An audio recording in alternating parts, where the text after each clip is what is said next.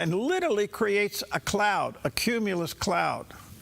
And some people will tell you that this can happen to the point where it could create its own thunderstorm. Well, and I was thinking if at least it could drop rain, because that's a lot of moisture up there, that would be good, but that doesn't happen often. No, so the heat from the fire is going up, it mixes with the cooler air and the moisture in the air, creates the cumulus cloud, and that's the way it was for several hours yesterday. It was a fascinating thing to see. At least at the air. Down below, they're still fighting it, and it's still 3,600 acres. We'll talk about the details of this later. But the air support sitting on the ramp this morning is quite significant, and we'll give you the details on that coming up a little bit later.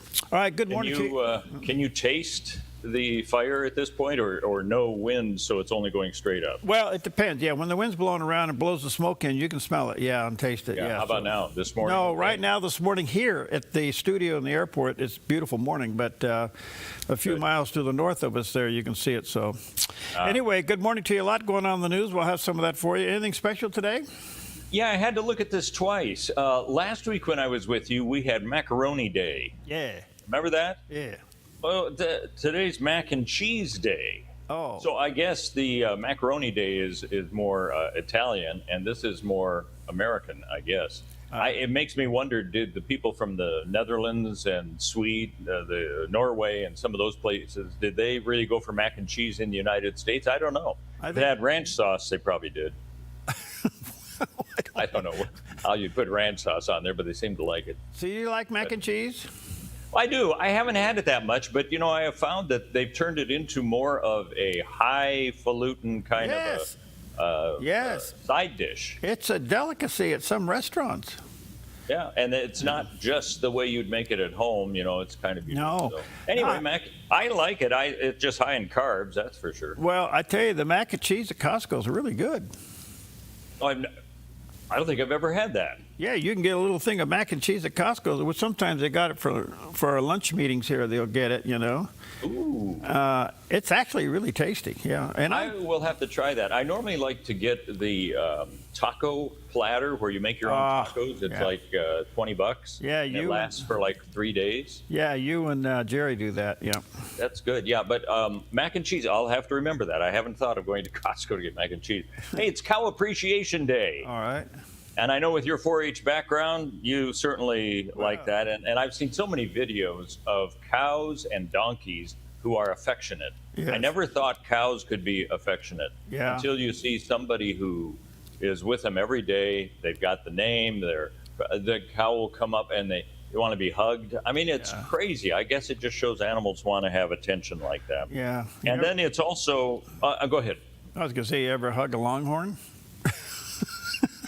No, but I saw the video of that one guy, a buffalo. Did you see that? Who got flung? Yeah. Just the other day, old guy. Wow, I didn't even think he was that close to it. But I guess it's mating season for buffaloes, and you don't want to be near them. It is also, and this could talk about a potentially dangerous job. It's National Farriers Week, and those are the guys who shoehorn the horses and all. And they have to go to the back haunches and do that. But I think the horses know what they're doing, and they're happy about it. So you don't see them getting hurt. There's one that I saw, a farrier. He was doing the front left foot. And the horse, the head comes over, and he nuzzles the guy. And the guy is looking at the camera going, oh, brother. Yeah. He's trying to work on the horse's foot there, and the horse just wants to be loved. Like I said, I think that's just the case. Animals like to be loved. There you go. Love your horse. So shoe your horse today, right? Hug a horse. Don't hug a buffalo, though. Yeah, stay away from the buffalo. Well, they tell you stay away from the buffalo, It's where they roam, and we don't. Yeah. And the antelope and the deer. And don't forget the sign on the coast that says, don't feed the seagulls.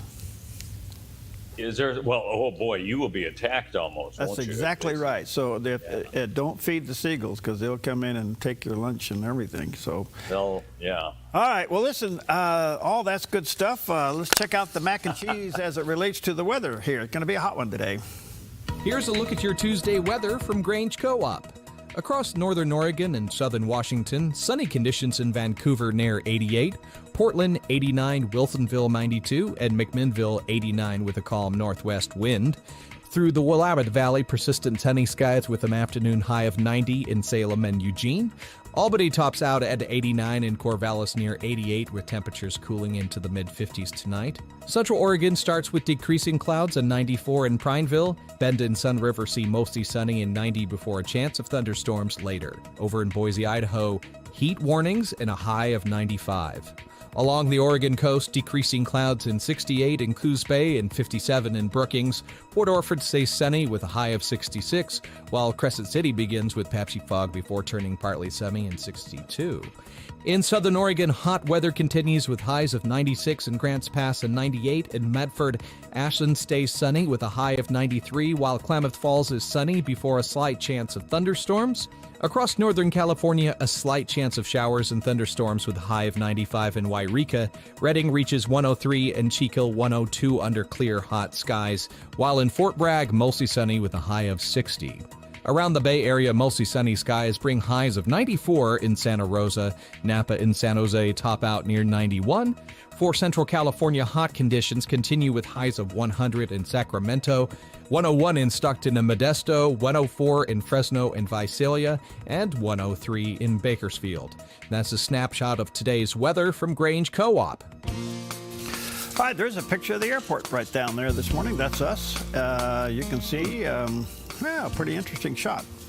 And we're looking at no airplanes taking off yet. They will soon. Okay. They will all morning long. So You should stand out there and wave to the camera. you could, yeah. There you go. Well, we are told that Jesus' first ministry was to the Jews, and then he said, "Go to the whole world and tell them about the good news."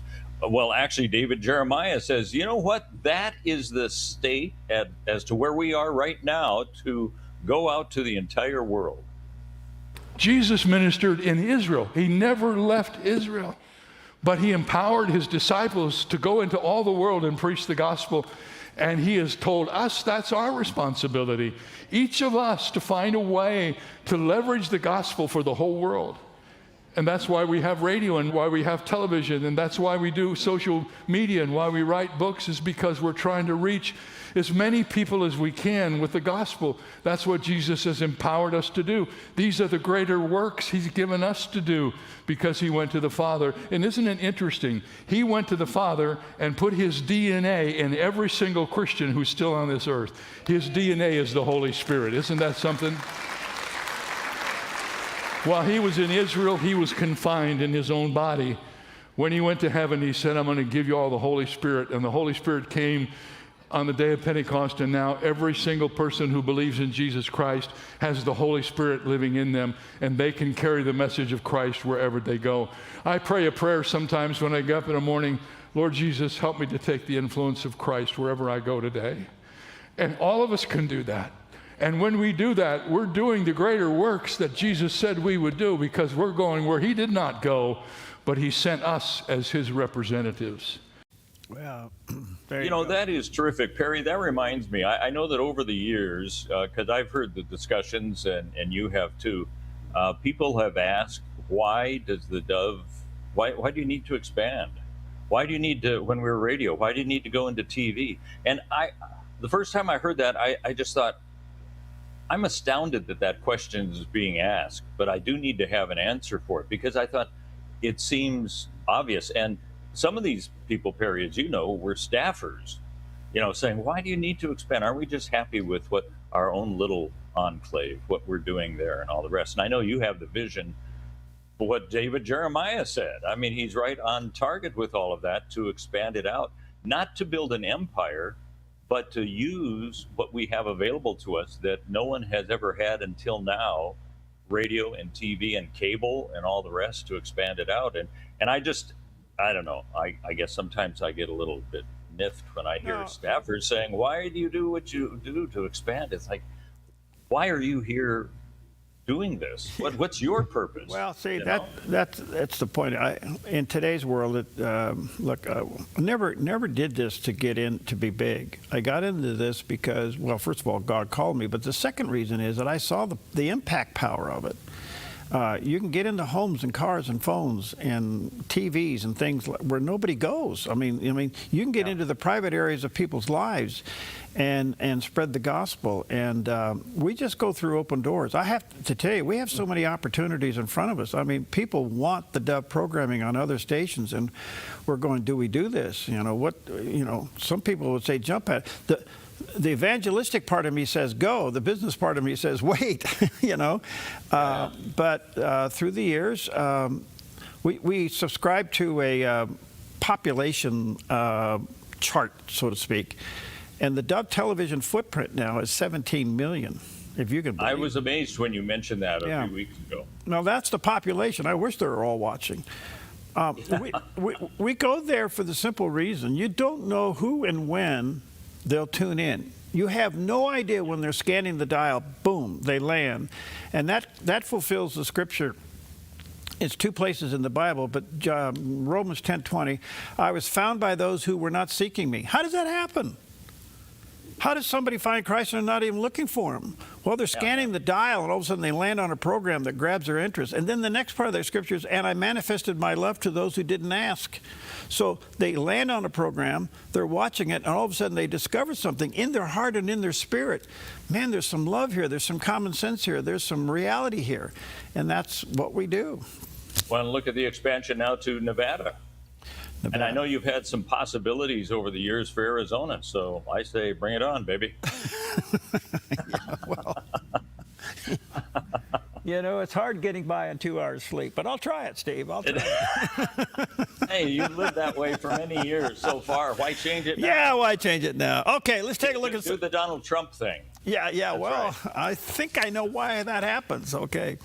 All right. Anyway, good morning to you. Let's take a look at some of the top stories this morning. And of course, the big one that ended up yesterday was that the South Carolina governor has picked the sister of Lindsey Graham, Senator Graham, to fulfill his term. Darlene Graham Norton is the person. That's Lindsey's sister. She's been appointed by the governor of South Carolina to fulfill his term, to sit in his seat through the end in January when the new Congress is sworn in. Mm-hmm. So this is good. I never thought of this, but it is the right thing to do, and she will be a placeholder through the end of the year. She will vote on issues, obviously. This gives the Republican Party of South Carolina, along with the governor and other people, to hold a special election in August. In the next couple of weeks, they will put together a special election, and we'll see where this goes. There's a lot of people who are being named as possible candidates for the special primary. One is Richard Perry, who was Graham's longtime staff and closest political advisor. That name has popped up. Trey Gowdy's name has popped up. Some people in the House seats have popped up, which is kind of interesting. Lieutenant Governor Pamela Evett, Representative Ralph Norman, and Nancy Mace. These are all possible people that could be candidates for the special primary election, which will be held, it looks like it's going to be held August 11th. And if there is no candidate runoff, then that will be the person. But if if someone doesn't end up with 50%, then they'll have a runoff August 25th. So that's how that will work. But I didn't realize that Graham himself was going into a very contested general election, where he and the leading Democratic candidate, Andrews, just 48 to 45 separation in the vote count in the polls. So this is going to be critical. You know this is going to be a battle. In the meantime, Graham's sister, Darlene, will be the one who will fulfill the seat until January, until the new person is sworn in. So, And, you know, she said that there's no indication that she's going to put her name to run. No. But she said for this interim thing, she knows that this is actually a position that Lindsay would have wanted her to fill. yeah. I don't know how this all came about. Yeah, we got some video of her talking about that. Actually. Okay, and the president was really, really strong on this. So what do you got there? Yeah. Well, we have Darlene. Oh, yeah, here it is. Yeah, here she is talking. Lindsay has always been there for me, and now I will be there for him. My brother was the most amazing person, outstanding leader, and just a genuinely good man. He was kind and considerate and loved by his family dearly. As I think everyone would agree, Lindsay worked harder than anyone. He worked nonstop to make our state, country, and world better. He loved his family and loved serving this state and our country. He dedicated his life to our country. 33 years in the Air Force as a colonel, and then comes out and runs from the Senate and served 23 years in the Senate. Pretty amazing. And still not that bombastic kind of a person you would expect. He just worked behind the scenes a lot, but also in front of the camera to get the stuff done there, and was successful that way. Well, if you But we had another story that's a big one. It has to do with renewed bombing now that's taken place at the Strait of Hormuz. President Trump says, you know what, he's tired of all of this that's been going on with Iran, and he's going to charge a 20% fee for passage through the strait, and asked to respond to that. An Iranian military spokesman said they're not up for that. The armed forces of the Islamic Republic of Iran will respond forcefully to any disruption or insecurity caused to the passage of commercial and oil tanker vessels by the U.S. aggressor and its pirate forces when it operates outside Iran's designated route and without authorization from the armed forces. Who knows whether they can enforce anything at this point, but that's what they are saying. Well, the military facilities that were bombed last night were numerous, and it went on for several hours. It was a huge attack last night, primarily on military facilities throughout Iran. Let me ask you this. They have waved their saber and made horrendous threats over the last month. Name one of them they carried out. Yeah. The only thing they have right now seems to be the Strait of Hormuz in doing something there. But you're right, it was a 5-hour attack last night with bombing of Iranian sites. So they haven't, the only thing they've been able to do is send a few missiles. Don't get me wrong, missiles are bad, but there has been no major follow through to any of their threats. So you have to ask two questions. What are their capabilities and who's running the show? And they're hitting sites in the UAE and Bahrain. I mean, if they're trying to get any allies, they're not doing it very well at this point. Okay. Well, the other story that popped up is that one of the things that Senator Graham was working so hard on was the passage of the SAVE Act. And President Trump obviously very disappointed that maybe that's coming to a halt. However, Senator Roger Marshall, Republican from Kansas, called on the Senate Republicans to press ahead with the election integrity legislation companion, which was, Lindsey Graham's great push, and basically said, let's get this done. So we'll see if Thune, Senator Thune, can take this momentum and move it forward. Obviously, he's still going to have Lindsey's vote by his sister, but you got these 5 other Republicans. I don't know where this is going to go. This is shameful that you can't get this one through, but we'll see what happens. So a lot going on there. And one other quick story, Steve. Yeah, what's that? You Arizonians, is that what you call yourselves? Arizonans, yeah. Arizonans? Mm-hmm. You guys have been a little bit independent all these years as it relates to daylight savings time. We just figure why change. Okay. You don't need to. So you basically are permanently daylight savings time. Well, I guess it's permanently daylight, yeah. Okay, so in the meantime, it did get through committee yesterday. The Rules Committee passed on, and looks like it's moving forward to permanently make daylight savings time across the country. The president's for it, and most of the coastal lawmakers are for it. So this will be interesting because you can't have a state hold out. How are you going to do commerce if everybody else changes by an hour? Well, we seem to do it pretty well.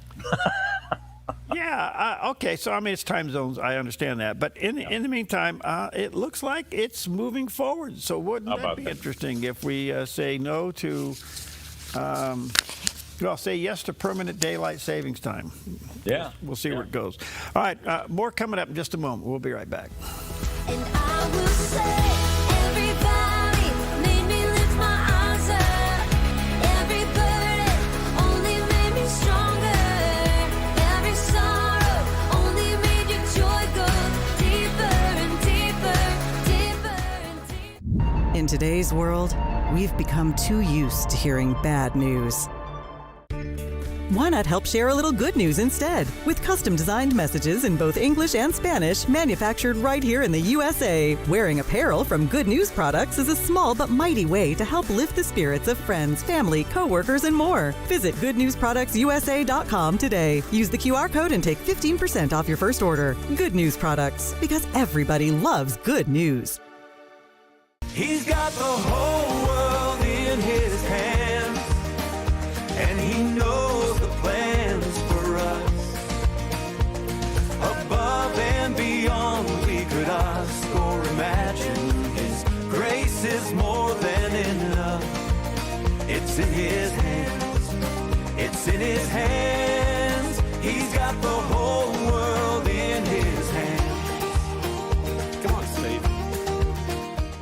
Millions are struggling with life and their walk with God. Transformed is a groundbreaking series seen right here on the Dove TV that every week takes you behind closed doors to witness biblical counseling with real people facing real issues. It was common to me to feel like I just wanted to escape. It could be anxiety, depression, addictions, or other concerns. No issue is taken off the table. To just get the pain out of my head and out of my heart. The Bible has answers to life's problems. God's wisdom is better than man's. Lives are changed because God's hope is offered, not just treating the symptoms. It's through the eyes of faith. Trusting what God says and being willing to obey what God says, even if it's not what you immediately feel. Join Dr. Greg Gifford and see lives transformed from brokenness to wholeness. Mondays at 8:30 and Thursdays at 5, only on the Dove TV.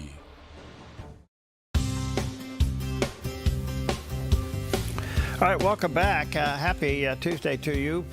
Stephen Perry with you this morning, and a little bit of an update of the East Evans Creek fire. Yesterday was an amazing day. They got the airplanes going on this a whole lot sooner. The wind there for a while was calm, so everything was going straight up. It created one of those phenomenons in weather where the heat from the fire was going up and literally creating its own cumulus clouds.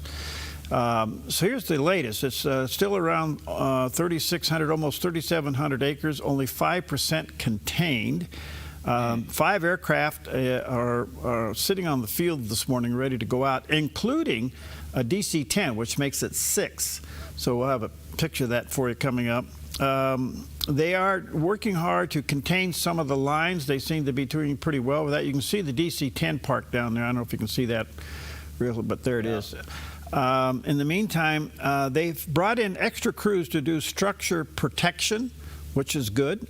Here's the problem with the fire like this. They had 4 spot fires break out yesterday, 10 to 20 acres each. So these fires have a tendency to start other fires, and that's very problematic. And they were being spotted by some of the aircraft, and so they had to get on those. We had 2 other fires break out yesterday. Biomass had a fire yesterday, and they had to get on that pretty quick, and I think they're probably still putting water on that this morning. That broke out. Everybody gets nervous, and there was another one to the west of the Evans Creek fire that broke out. It looked like that was some form of a structure. They got on that pretty soon. The levels 1, 2, and 3 of evacuation, if you're in the area, you know where you are. You know what level you have been classified. When you get to 1, that means go. There's quite a variety of helicopters and fighting the fire and bucket dropping, stuff like that. There's a ton of bulldozers. Last we heard, there's well over 1,000 people on the fire right now. And the smoke this morning is kind of interesting. The wind has carried it to the east and then to the south. So in the core of the valley this morning, it's clear. But if you look to the north, you'll see where the smoke is capped off right there. You can see where it's capped off, see the fire coming up. And that's at the north end of the valley, and then kind of circles around and goes down on the east side of the valley. So that's the winds. But it's an amazing thing. Now, what makes this interesting today is the opening day of the Jackson County Fair. Oh, and okay. So people going to the fair today will have as a backdrop that fire, which is a subtle reminder of where we live and the dangers of where we are. It is very dry out there. So Jackson County Fair opens today, will run through Sunday. By the way, the fair opens at 4 o'clock this afternoon, so it'll be 4 to 11. Tuesday, Wednesday, Thursday, and then Friday and Saturday it's 11 to midnight, and Sunday it's 11 to 7. So for you fair goers, you FA, young people, 4-Hers, all those who are showing their animals and then saying goodbye as they go to market, and all of the displays, and then center stage, there's quite an array of entertainment. So you can check it out. But the Jackson County Fair opens today at 4 o'clock. Please be careful out there, folks. It is really dry. It's going to be hot today. It does back down a little bit tomorrow. It kind of goes up and down, 80s and 90s over the next week or so. But we're in that cycle, and it is very dangerous. So let's take a look. Well, I was going to say, from what I recall covering the fire storage there, the DC-10 can only be used in when the terrain is not super steep, because it can't get low enough. So they may not be able to use it at the Evans Creek fire, I think, because that's pretty steep terrain, isn't it? Well, to that point, they've actually called in the big one yesterday. There was a call for it to come. It came in at the beginning of the fire, it left, it went to another fire, and then it came back late yesterday. It's sitting on the tarmac. So these small little, what they call Neptune jets, there's 1, 2, 3, 4 of them out there. These are these little 4-engine jets that can get down in the canyon, like you say. Yes, yeah. And then they got to have enough power to get out. So when you go down in there, you got to dump your load, and then you got to have enough power to get out of there. And I think those used to be British passenger planes. Yes. Weren't they little jets? I think they're great looking little jets. It's hard to imagine that those were little commuter jets at one point. So what you have there is, the one to the left is one of those little 4-engine. I don't know if they're British or Canadian. I don't anyway, but they're really an interesting thing, and they really can scoot. The one next to that is the big 4-engine Prop Electra. They haven't had that one out yesterday, but they had they had 3 of the Neptune jets out and 1 737 out. Oh, wow. So we have a 737 parked on the other side, and then the DC-10, which came in last night. So I think they're going to be all-out attack on that fire today. And when you have no wind, that's a good thing in getting in there. The heat is, what you have to consider is you got an airplane that has a gross weight. Then you put fuel on there, and you have to figure out what that is. Then you load it up with another liquid, which is, at least 8 pounds a gallon. You got to figure that out. Then you have to figure out your center of gravity. You have to figure out the humidity. And then you got to figure out that when you dump your load, you're going to come out and you're going to pull G's, and do you have enough power to get out of there? This is really dangerous flying, and hats off to these guys. So anyway, that's the update. We'll keep you going, and enjoy the fair, but please be very, very, very careful out there. All right, take a look at the satellite image. Here's what's going on. You actually can see the activity over California, up over the Sierra, and then you get up towards us into the Cascades and stuff like that. Those are afternoon buildups. We actually have some clouds around us this morning, and that's nice. However, when you have 90-degree temperature, those clouds can turn into thunderstorms. And then you add a fire to it, which is pushing up heat, mixing with that cool air. There was last year, one of the fires they had in Northern California down on the Klamath River, actually 2 years ago, it literally created its own thunderstorm. And so I need to get Scott Lewis in there. He can explain all this to us. He's the meteorologist. I need to get him out of bed. I need to get him out of bed and bring him in here. I like to hear him every once in a while. Yeah, he's a fun guy. Anyway, that's what's going on. Okay, we have enough time to talk about Senator John Thune? Yeah, well, this is good. Go ahead. A lot of people in Congress are blown away by the death of Lindsey Graham. I mean, totally unexpected. They thought that he'd be working on the SAVE Act and everything else.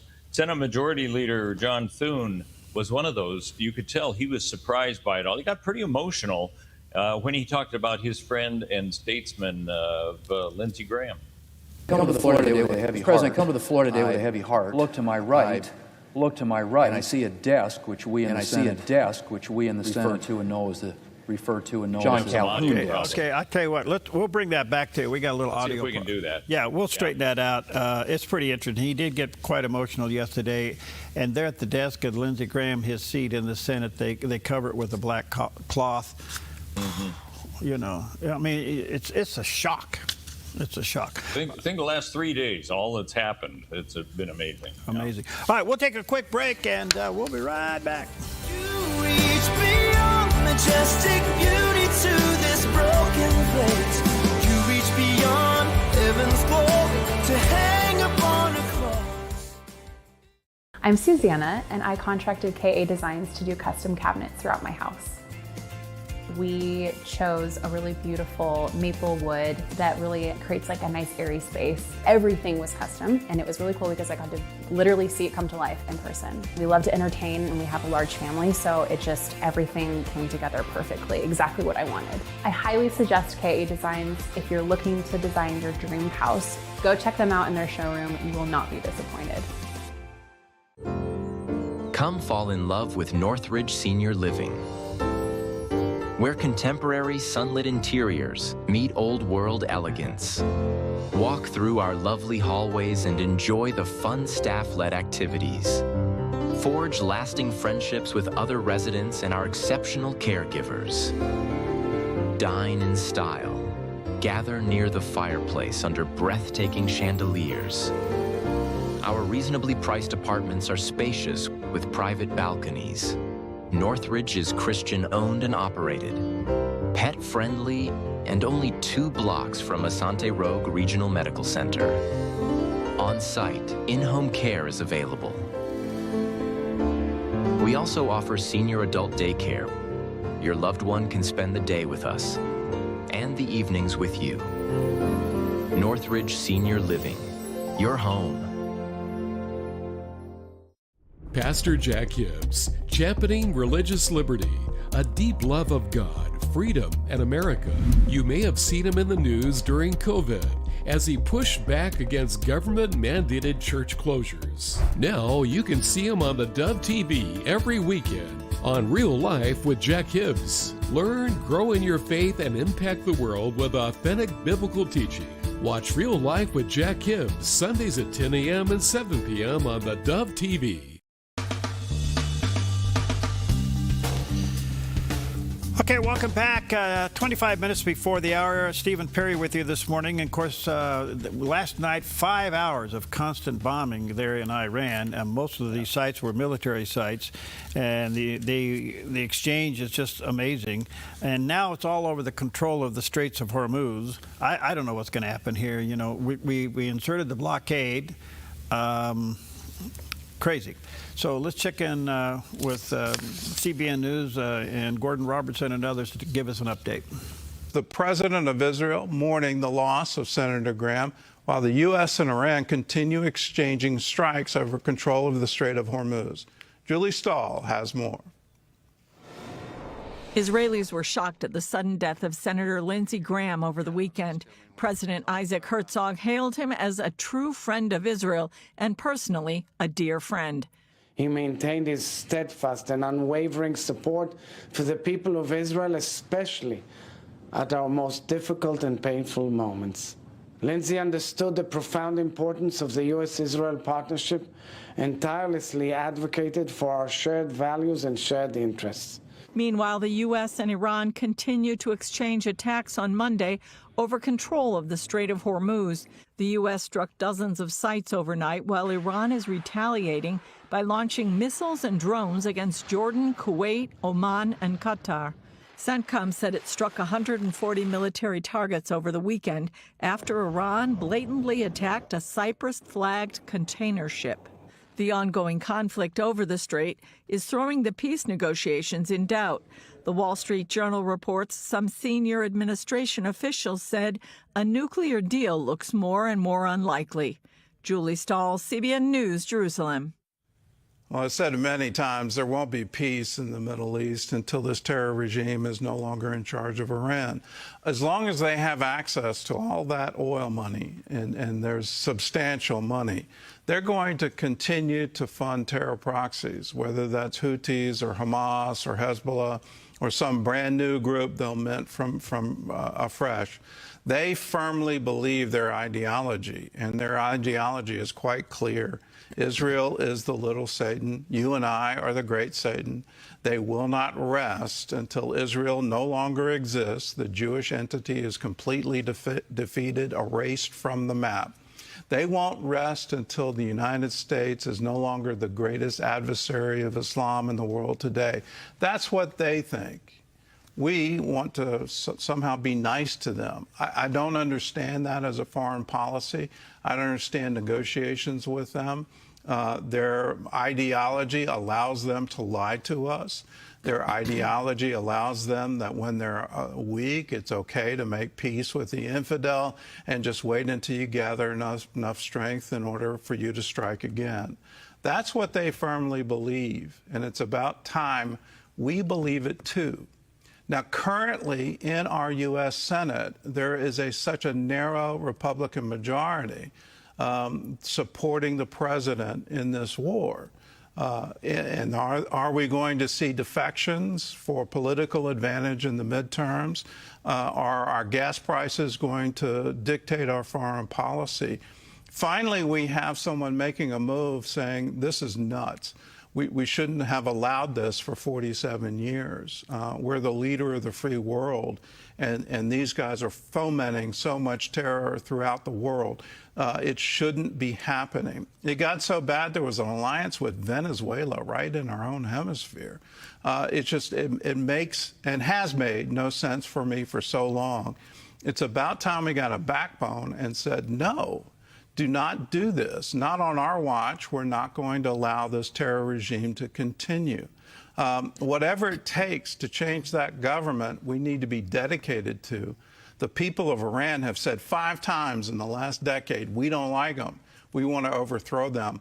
And what happens? They get killed in the streets. Let's make sure that freedom is preached throughout Iran, that it's government of the people. Let's export that. Well, I think it's really interesting, Steve. I haven't heard one person at any major, let's see how I can say this, significance that says we should not finish the job. In fact, most of them are saying, why is it taking so long? Why aren't we more active? So if the president is worried about the midterm elections and that an all-out finishing, now this sounds pro-war, and look, innocent people die in war. It's just bad.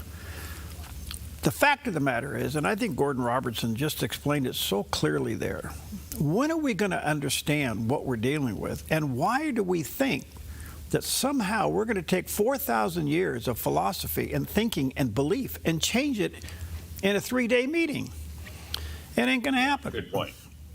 And so we need to finish the job.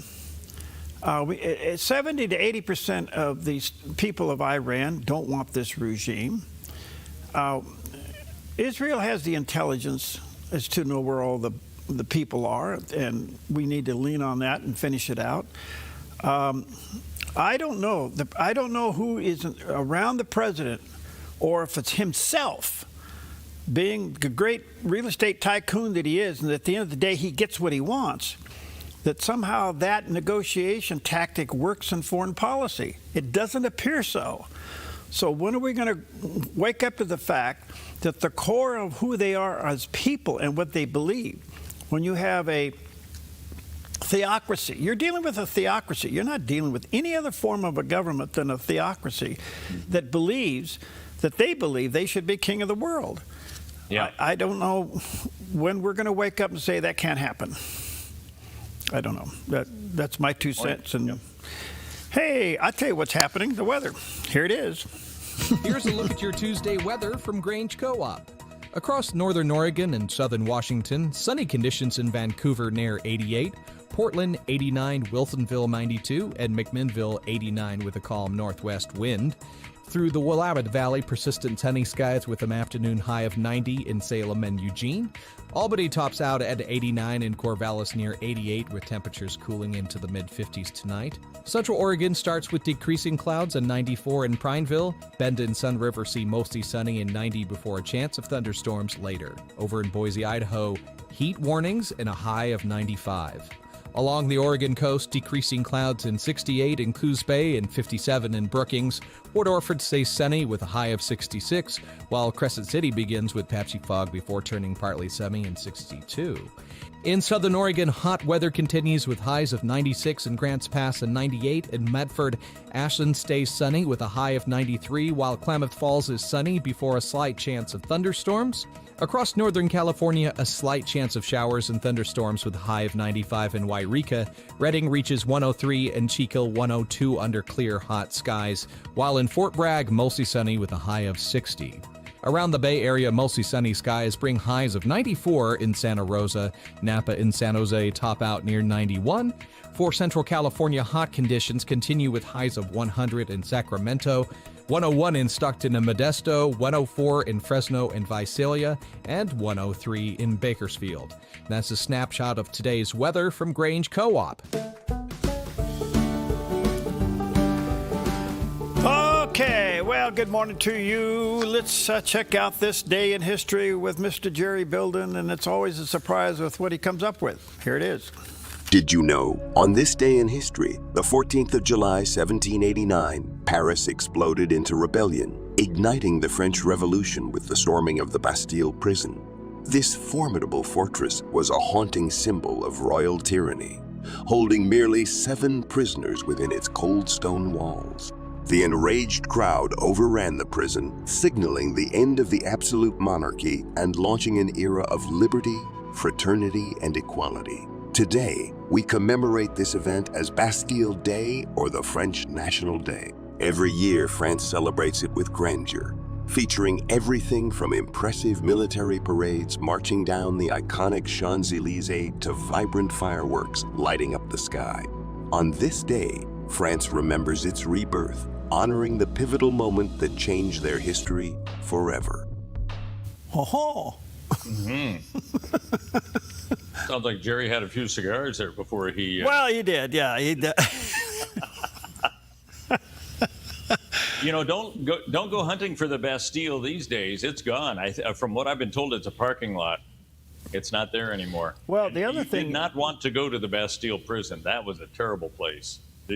So the gal Penn, I think her last name is Penn, that got thrown in the clink for supposedly campaign finance something, and she's polling way above everybody else for the election. That if she gets out of prison early and doesn't get a restriction where she can't run again, she'll beat Macron like crazy. Welcome to French politics. Yeah, it's as bad as America. Anything can happen. Yep. There you go. That's crazy. Well, you know, Pastor Greg Laurie is a guy we like to listen to. He always has some interesting insights. He interviewed Eric Metaxas. Yep. And it all had to do with the concept of loving God and loving one's country. And he says those are really compatible things. We have our flaws. Every nation does. But I believe in American exceptionalism. I believe God established this nation. I agree, and I don't think, I don't think it's debatable. I mean, from my point of view, it's simply not debatable. And there are plenty of people even people probably friends of ours, evangelicals, they love Jesus, but they don't like the idea of celebrating America. To them, they think, oh, we're under judgment, and I'm about the kingdom of God. And I think, no. If you're about the kingdom of God, it's kind of like saying, I'm about Jesus, so I don't love my wife. Yeah. If you love Jesus, you love your family more. Yes. If you love Jesus, you can love your country more, wherever you are. And I think if you look at God's hand, I mean, the whole idea of the Reformation, that to me looks like providential dispensation, history, God moving in history, and then having this continent discovered by Europeans, so that when the Reformation happens and you have all these people dissenting from the established religions in Europe, that they have a place to go and to be free and to govern themselves. And then 100 and something years in the future, they band together and create a nation based on those ideas. Yeah. I mean, to say, oh yeah, it just happened. Listen, there are plenty of people who believe the same thing about Israel. Like, listen, it just happened. It's got nothing to do with God. And I think you can have a lot of different views on Israel, but if you don't see God's hand, that after thousands of years, he brings these people together in the land, whatever. I mean, make of it what you will, but to say it's no big deal or God had nothing to do with it seems preposterous. And I feel the same way about the story of the United States of America. It just seems ridiculous that you would not see God's hand in that. The late Marshall Foster would certainly agree with that. Yeah. He saw God's providence in all of the aspects of what made America what it is. Well, that is the result of eliminating the Judeo-Christian history of America from the classroom. Pretty simple. All right, we'll take a quick break. We'll be right back.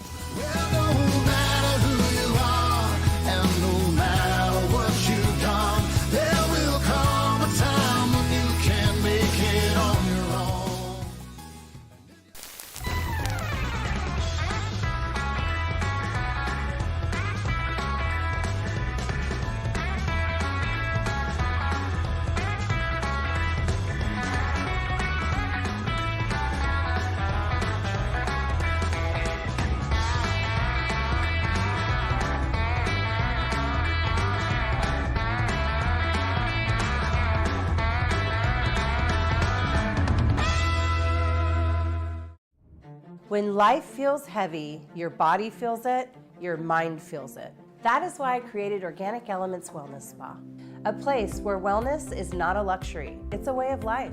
Step into our wellness lounge with a Himalayan salt room, infrared sauna, steam room, and invigorating cold plunge. Restore your nervous system, detox your body, and clear your mind. Then experience customized massage, advanced skin therapies, and result-driven facials, all designed to help you look as good as you feel. There's nothing else like this in Southern Oregon. This is your space to heal, to reset, to glow. Call today to book your private wellness party for up to 15 guests or surprise someone special with a gift certificate. Visit Organic Elements Wellness Spa on East Main Street in Medford. Book online at organicelementspa.com. Wellness is wholeness. Voted best of Southern Oregon. Real Life with Jack Hibbs, now on the Dove TV every weekend. Direct from Calvary Chapel, Chino Hills, Jack challenges today's generation to understand and practice a biblical worldview, verse by verse, addressing key cultural and daily life issues. Deepen your walk with Christ to make an effective impact on your world. Don't miss Real Life with Jack Hibbs, Sundays at 10 a.m. and 7 p.m. on the Dove TV. Encouraging and informative.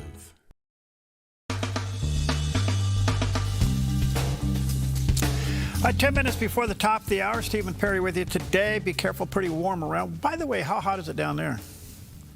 It's supposed to only get up to a very cool and breezy 96.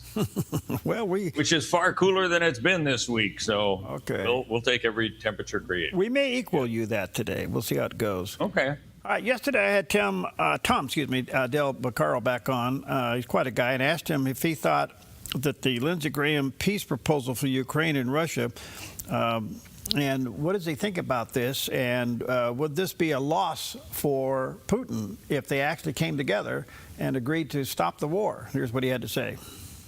He would have to come. He has to come away with this with land, or it's a complete and total loss.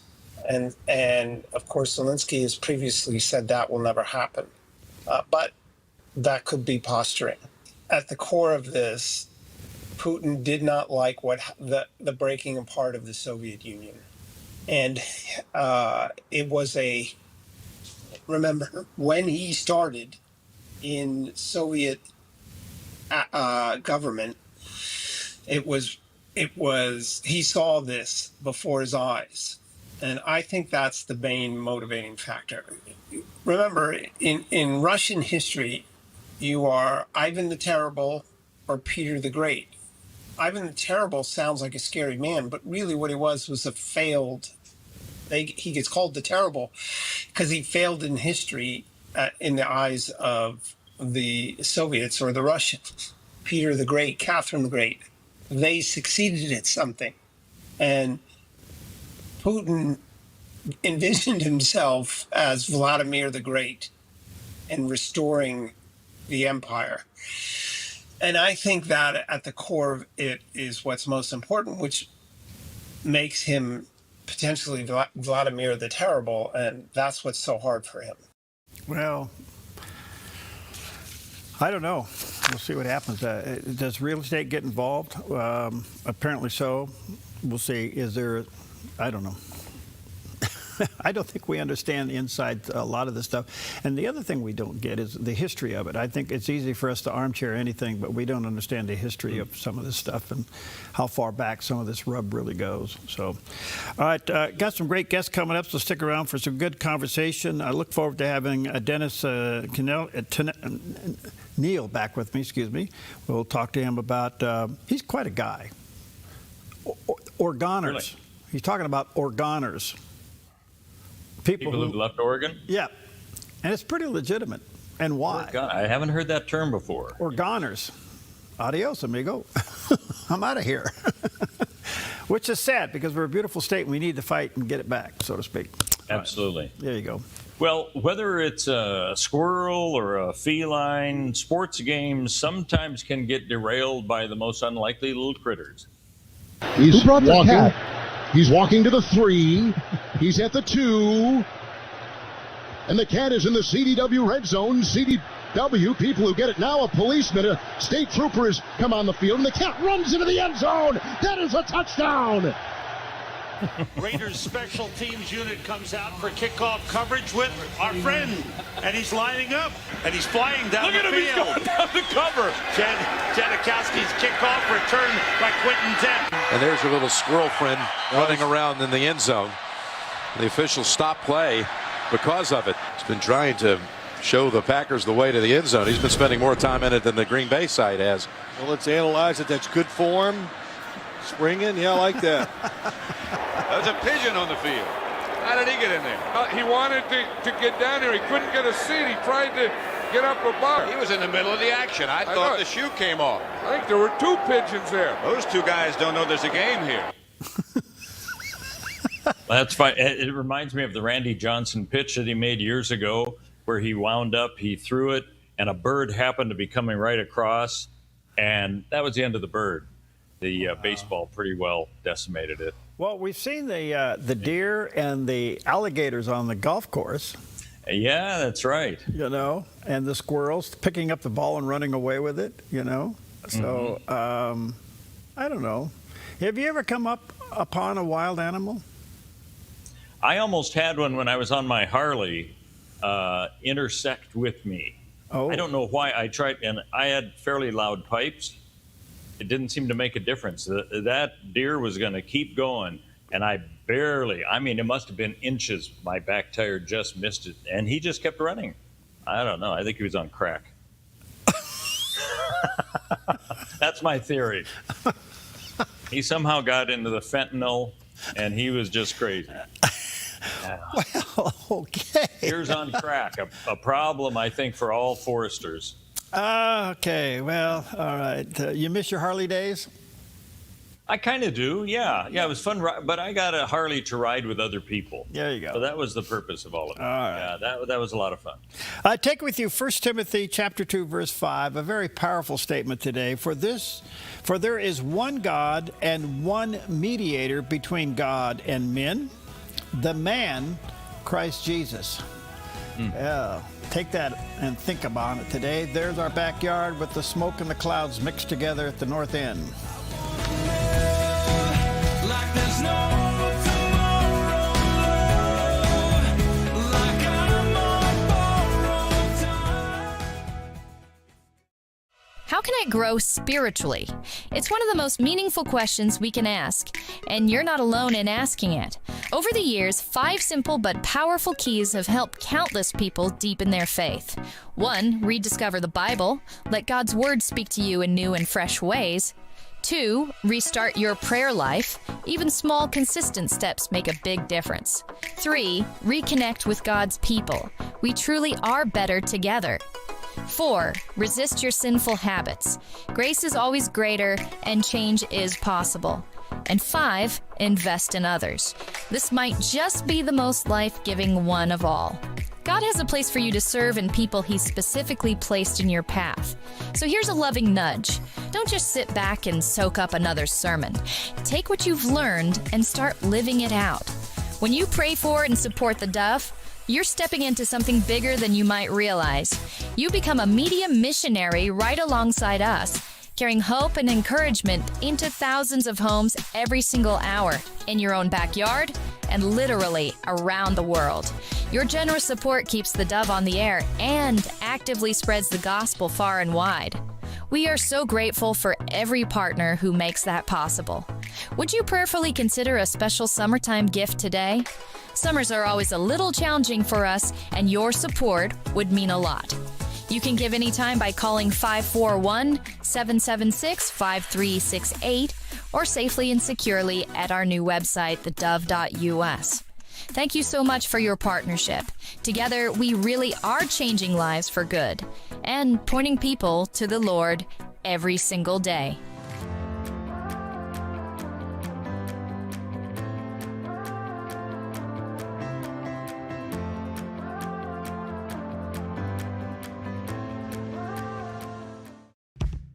Your property demands equipment with more reliability, durability, and versatility built in. Kubota equipment is ready to get the job done right.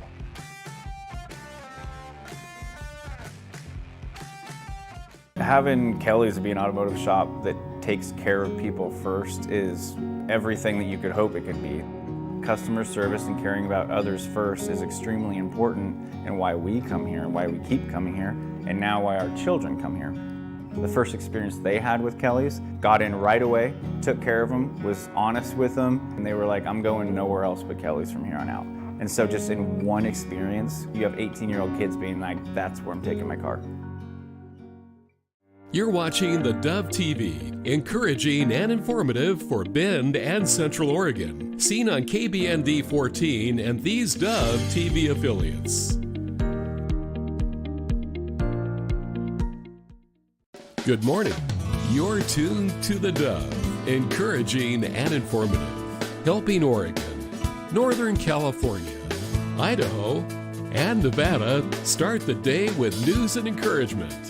This is Mornings on the Dove. Well, good morning to you. Happy Monday. Welcome to Mornings on the Dove. And Steve Johnson is here today. Always a joy to have him. He's from the Southern Command, where they reinvent the meaning of heat. They describe heat down there. So that's true. It's a state of mind. State of mind. All right. Good morning to you. A lot going on in the news. There always is. A couple things in our own backyard to give you a little bit of a fire update. We'll have a complete detail on this, but the fire is still raging. This shot is from yesterday afternoon, and it's one of the most interesting pictures that you'll see. Yesterday afternoon, the smoke from the fire, it's up to about 3,700 acres there in the East Evans Creek, is going straight up. And this is where the heat from the fire mixed with the cool air and the moisture in the air and created its own cumulus cloud on top of the smoke. It was quite a sight to see, and it stayed that way for quite a while until the wind kicked in, and then, of course, it thins it all out. So we'll have the details on the fire. This morning, the smoke line is kind of flat. It's going across the north and east side of the valley this morning. In the core of the valley, we actually have a beautiful day going.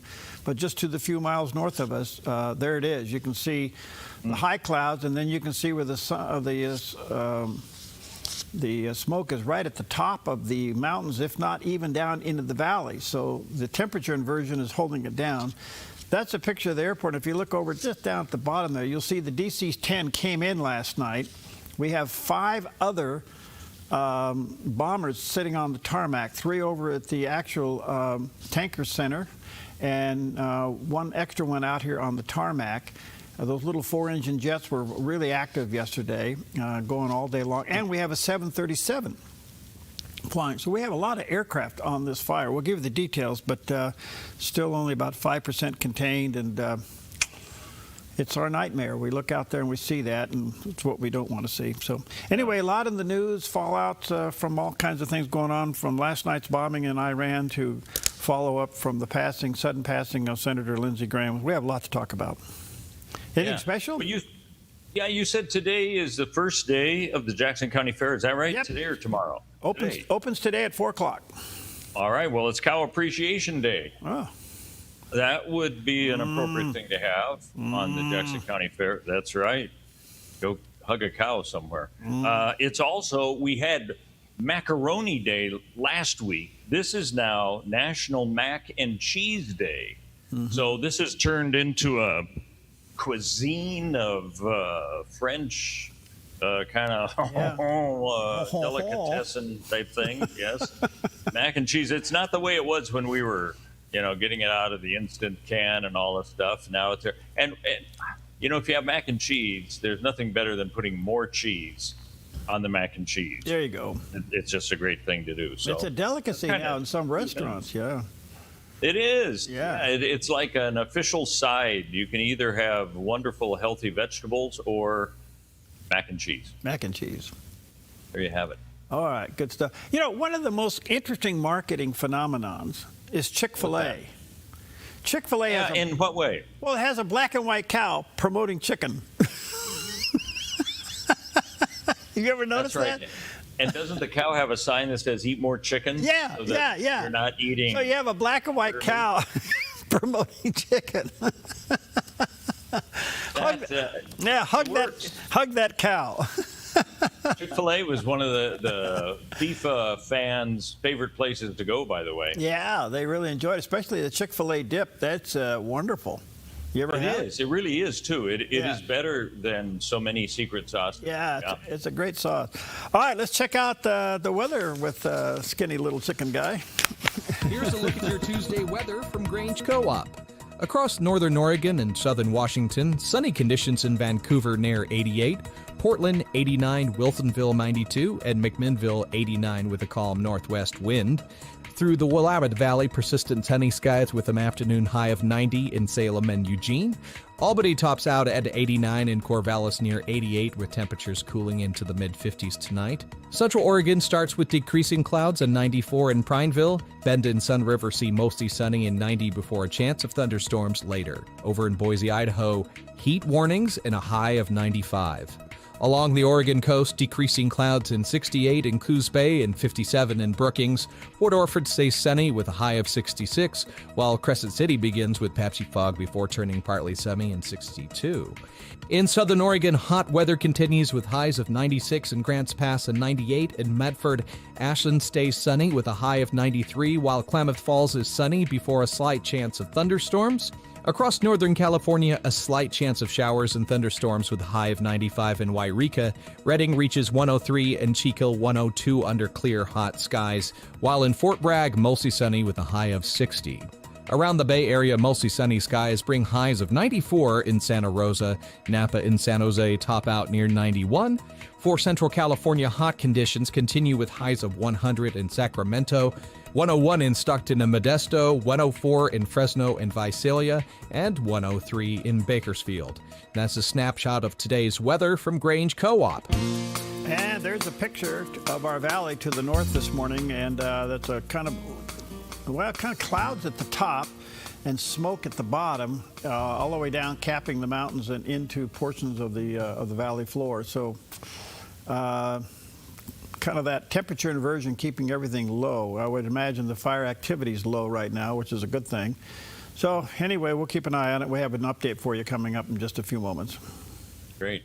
Well, you know, Dr. David Jeremiah has encouragement for us. We always can use encouragement. And here's what he has for us today. In Luke 10:17, the disciples had returned from their first preaching mission. And the Bible says, and the 70 returned with joy, saying, Lord, even the demons are subject to us in your name. And they were thrilled that they had been able to cast out demons. But Jesus corrected them. He said, behold, I give thee the authority to trample on serpents and scorpions and over all the power of the enemy, and nothing shall by any means hurt you. Nevertheless, do not rejoice in this, that the spirits are subject to you, but rather rejoice because your names are written in heaven. Did you hear what Jesus said? They had been cheering and laughing and high-fiving each other because they had been able to throw out some evil spirits. And Jesus said, that's okay, but don't get all excited about that. What you really need to get excited about is that your names are written down in heaven. What was Jesus saying? The spiritual is far more important than the material. The eternal is infinitely more important than the temporal. The message of the saving grace of God, men and women, is the greater message because it is the message that extended to the Gentiles and rolled outward across the world like a mighty tsunami wave. The death, burial, and resurrection of Jesus Christ have given to us in this generation the greatest message that has ever been communicated to any people at any time in any place. There's never been anything like it, and there never will be. At any time will there ever be anything like the gospel. Oh, that's beautiful. That's beautiful. All right, let's take a look at some of the top stories on this Tuesday morning. And, well, the first one is it looks like the governor of South Carolina has appointed Darlene Graham Nordham as the follow-up to Lindsey Graham's seat. That is Lindsey's sister. Their personal story, losing their parents within 15 months of each other at a young age, and how Lindsey basically adopted his sister, and they lived together with family and everything else until they, grew up. Anyway, the governor of South Carolina has picked Lindsey Graham's sister, Darlene, to serve the interim position. In other words, to finish out his term between now and January, when the new Congress is sworn in. Everybody's happy about this. Across the board, everybody's happy about this, including the president.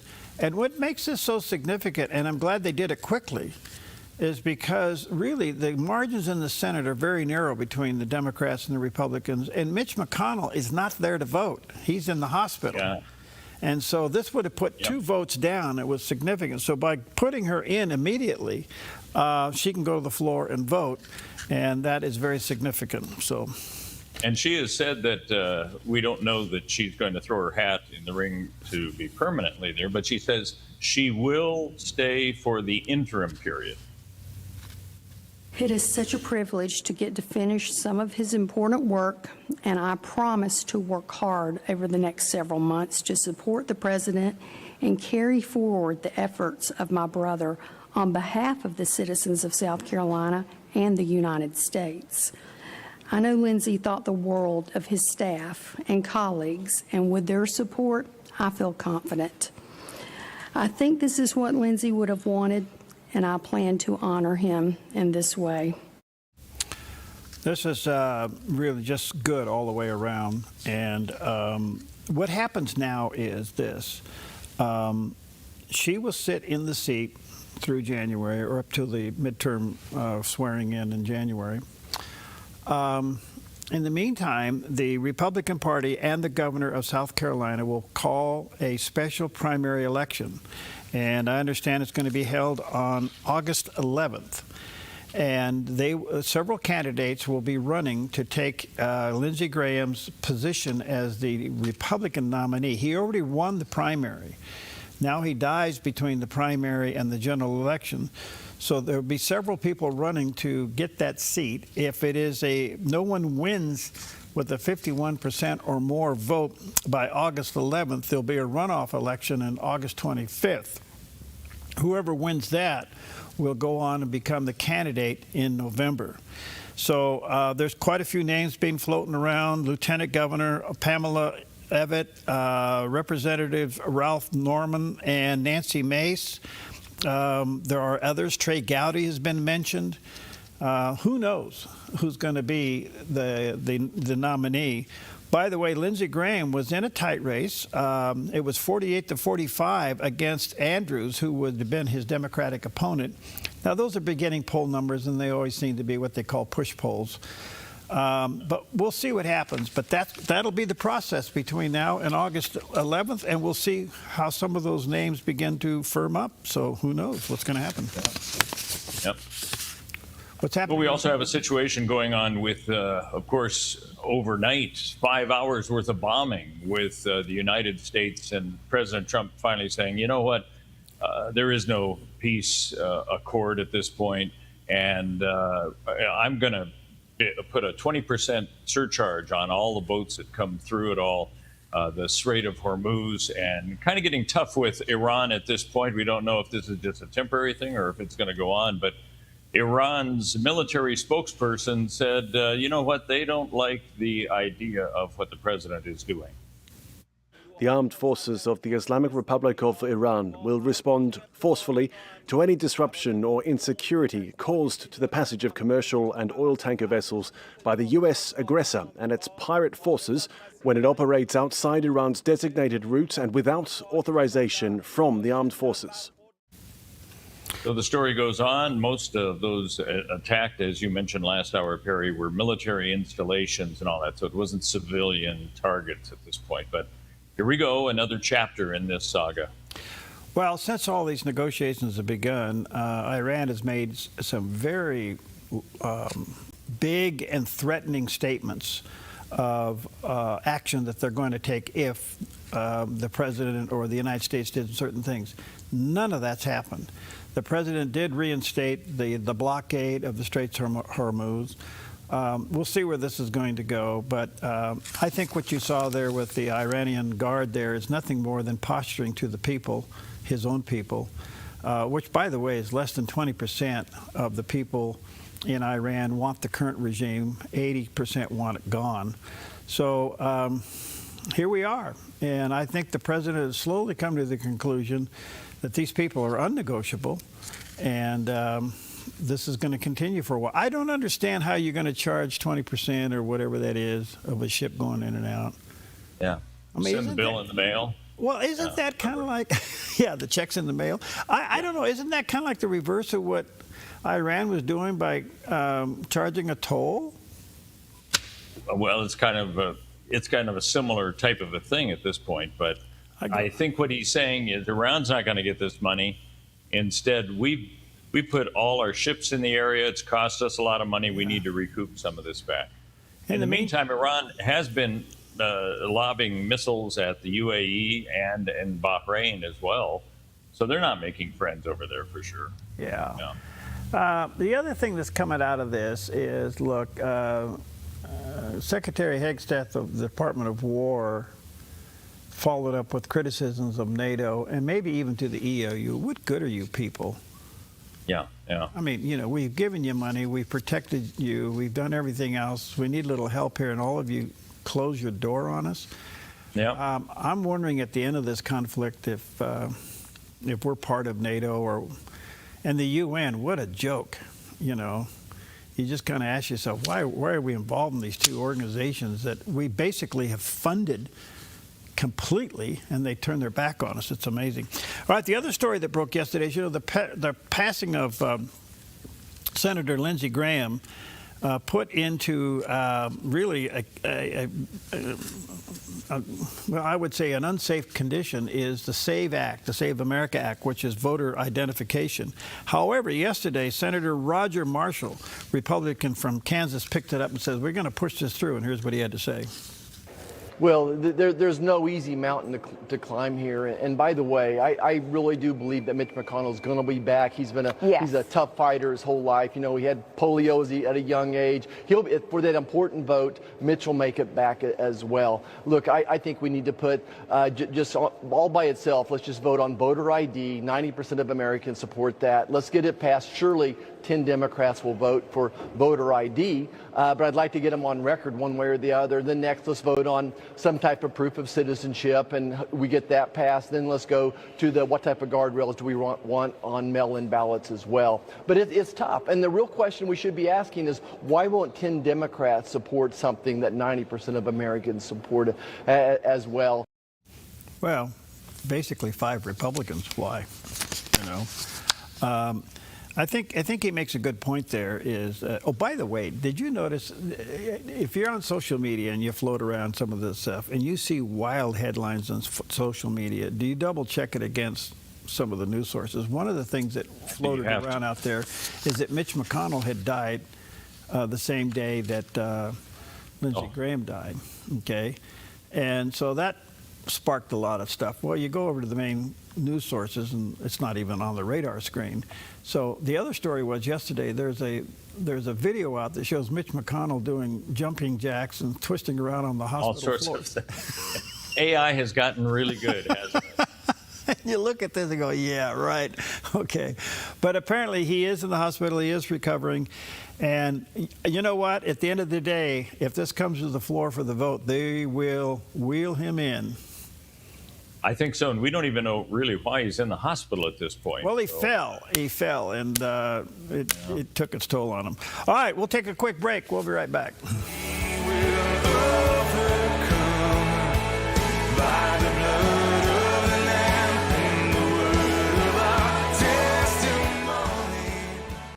Being in business is challenging. At Network in Action Southern Oregon, we're all about real connection and real growth. We value your time with once-a-month meetings and believe in transformational relationships rather than transactional ones.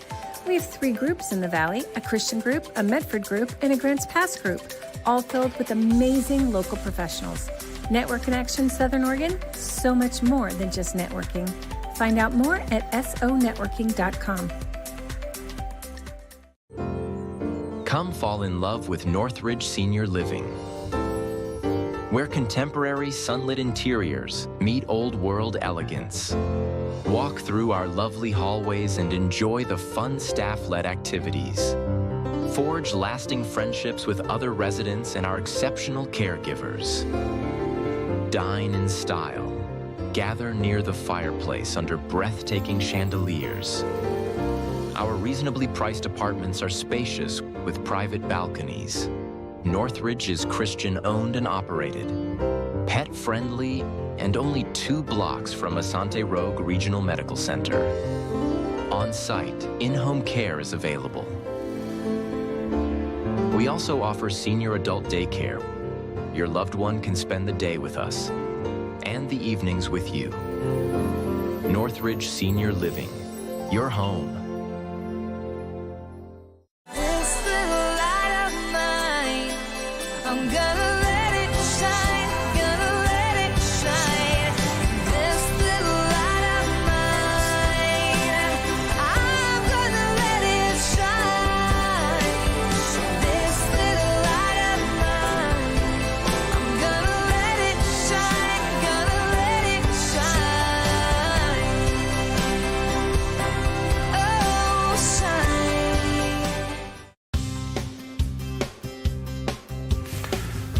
Okay, welcome back. 20 minutes past the hour. Stephen Perry with you this morning. Got a lot going on. And, of course, the big news in our own backyard is this East Evans Creek's fire, which is just an amazing thing that's going on. It's our worst nightmare in our backyard, pushing 3,700 acres. There's a lot going on.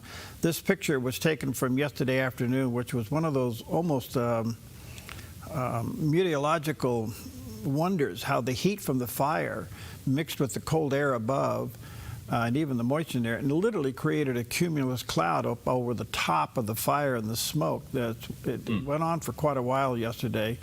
There's a couple of things going on here. There are 5 aircraft sitting right outside our door, 3 at the tanker base, 2 on the ramp over here. And they brought in last night, they finally brought in the DC-10 came back, so it's sitting on the tarmac on the other side of the runway. So they got a lot of equipment here ready to go to work today on the fire. That picture there was taken early this morning of 2 of the aircraft sitting on the tarmac out there. And what you have is the smoke now is kind of moving flat, and this is from the temperature inversion that you normally have at sunrise. So you got the smoke going literally flat across the mountaintops and down into the northern part of the valley. You don't have those plumes going way up in the air. You can still see where the fire is there. But the smoke is kind of flat this morning. They've got, like I said, a lot of aircraft ready to go. They've got a lot of bulldozers on the scene, quite a few helicopters on the scene. They had spot fires yesterday. Now, these are the fires that are caused by the big ones. In other words, something will explode and it'll send some embers into the air and it'll land, a little ways away and start another fire. They had 4 spot fires yesterday, anywhere from 10 to 20 acres. Some of the pilots flying the airplane spotted those fires, so they got on those quite quickly. In the middle of all this yesterday, we're watching it, and just, you're kind of sitting there going, whew, wow. Biomass had a fire yesterday break out, and one of their piles got on fire, and of course the fire department was out there and they were on it pretty quick, but they may even still be putting water on that this morning. If you live in and around the Evans Creek fire, you know the evacuation notices 1, 2, and 3. You get a 1, you're out of there. They want you gone. So it is still roaring out there, and certainly be praying for these. It's over 1,000 personnel on the fire now. It's just one of those things that we kind of cringe.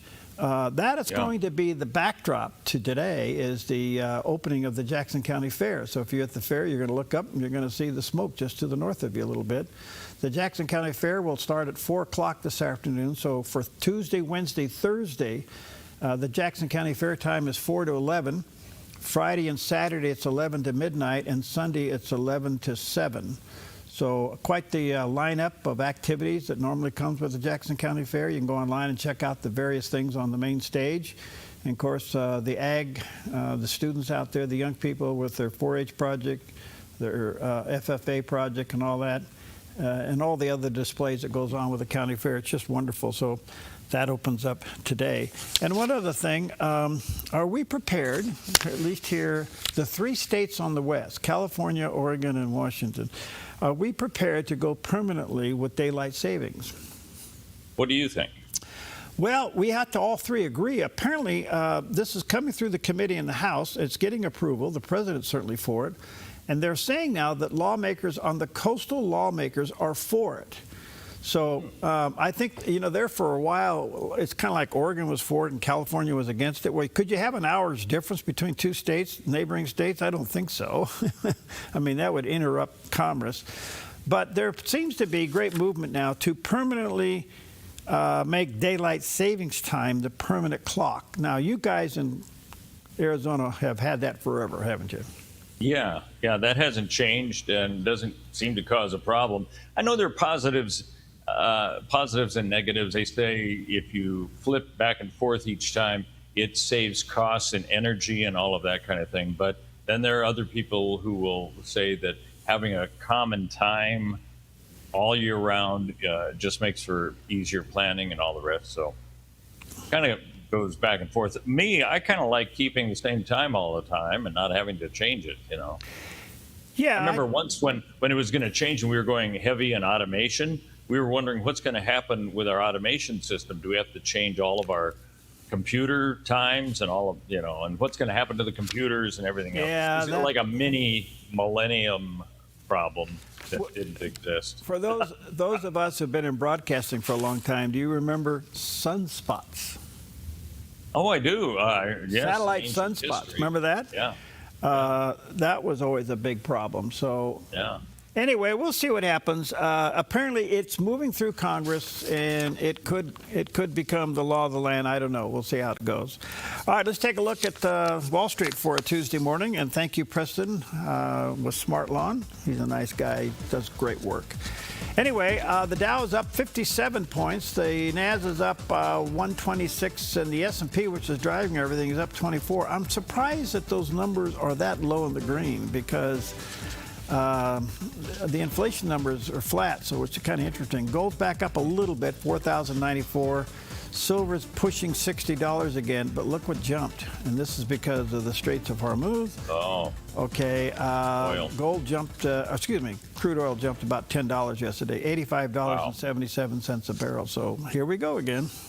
Just when I was hoping that gas prices would be down, now it justifies itself for being up again. Yeah. There you go. Oh, we have had a 4 days, 3 days really is all it's been, of a surprise situation going on with the death of Senator Lindsey Graham. And it's caught a lot of people, I think, in Washington, D.C. off guard because they were planning on having Lindsey be their voice for the SAVE Act and everything else. And some of them, they say, you know what, he was more than just a colleague. He was a friend. One of those was Senate Majority Leader John Thune, who paid tribute to his friend and statesman of Lindsey Graham. As I come to the floor today with a heavy heart, I look to my right and I see a desk which we in the Senate refer to and know as the John Calhoun desk. It's covered with a black shroud, and on that top of that shroud is a bowl of white roses. That, Mr. President, is Lindsey Graham's desk. It's difficult to believe that Lindsey Graham is no longer here with us, that we won't run into him at a media day or share a joke with him at this afternoon's vote. The halls of the Senate already feel empty without him. And I know I'm not alone in that feeling. He was a friend to so many of us on both sides of the aisle. And I know that I'm not the only one who finds it difficult to imagine the Senate without Lindsey Graham. Mr. President, if there is any light to be found in this grief, it is this: that as a Christian like Lindsey, I know that death is not the end. The Apostle Paul writes, and I quote, "Brothers and sisters, we do not want you to be uninformed about those who sleep in death, so that you do not grieve like the rest of mankind who have no hope. For we believe that Jesus died and rose again, and so we believe that God will bring with Jesus those who have fallen asleep in him," end quote. Or as another Graham once put it, and I quote, "Someday you will read or hear that Billy Graham is dead. Don't you believe a word of it. I shall be more alive than I am now. I will just have changed my address. I have gone into the presence of God," end quote. I will miss Lindsey's friendship, Mr. President, more than I can say. We pray for his staff and for his family, whom he loved dearly and who loved him dearly in return. But I am comforted by the knowledge that in the end, he has just changed his address. And that one day, Mr. President,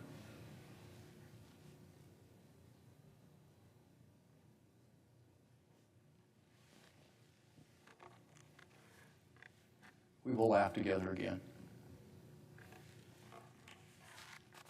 Mr. President, I yield the floor.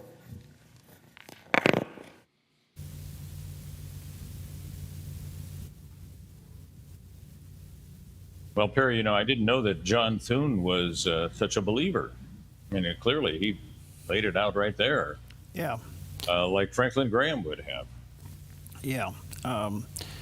There is,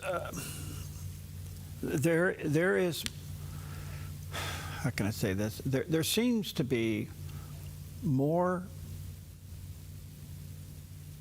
Bible-believing influence on Capitol Hill than we know. And it doesn't get the attention of the news media and the legacy media. And thank God that it doesn't in some ways. It's a silent work that's going on. And what gets all the attention is the nonsense. And you kind of wondered, do we see the difference? When you hear something like this, to your surprise and mine, I didn't know where John Thune was spiritually. Yeah, I think politically, he's got his challenges. But we also perhaps didn't know that Lindsey Graham had a deep faith, and yet he did. And he never married.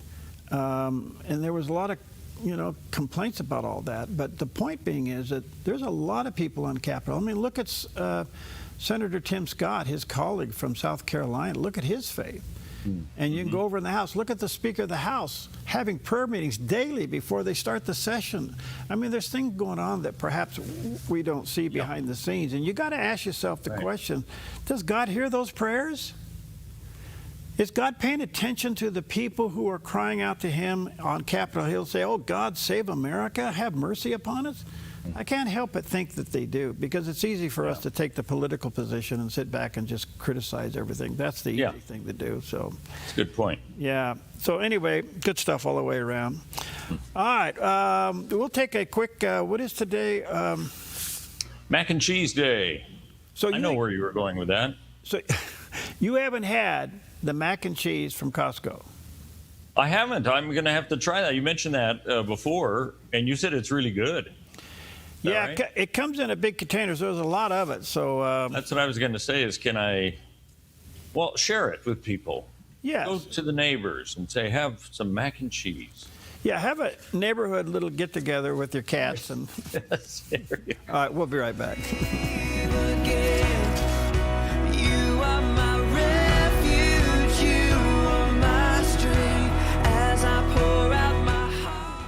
Your yard is where life happens, but it can be muddy and hard to maintain. Enjoy a maintenance-free artificial turf lawn all year round with Smart Lawn LLC. No mowing, no fertilizing, no watering. Our synthetic grass is beautiful and resilient. It's certified to be lead-free, and there's no need for pesticides. Safe for your children and pets. Smart Lawn LLC has all your artificial turf and putting green areas covered beautifully. 541-941-3538. What if the school you chose shaped who your child becomes forever? At Rogue Valley Adventist Academy, every lesson begins with purpose. We are a pre-K through 12th grade private school built on one mission: to educate, mold, and inspire service through a personal relationship with Jesus Christ, where students find their voice through music. Build tomorrow's solutions in our makerspace. Compete with heart and integrity on the court, and prepare for real life every single day. Our VAA is a safe, student-centered community where every child is known by name, not just a number. From pre-K through 12th grade, your child will be challenged, supported, and loved. Enroll now. Openings are limited. Visit rvaa.us or call 541-773-2988. Rogue Valley Adventist Academy, located in Medford. Join in and stand out. Pastor Jack Hibbs, championing religious liberty, a deep love of God, freedom, and America. You may have seen him in the news during COVID as he pushed back against government-mandated church closures. Now you can see him on theDove TV every weekend on Real Life with Jack Hibbs. Learn, grow in your faith, and impact the world with authentic biblical teaching. Watch Real Life with Jack Hibbs Sundays at 10 a.m. and 7 p.m. on theDove TV.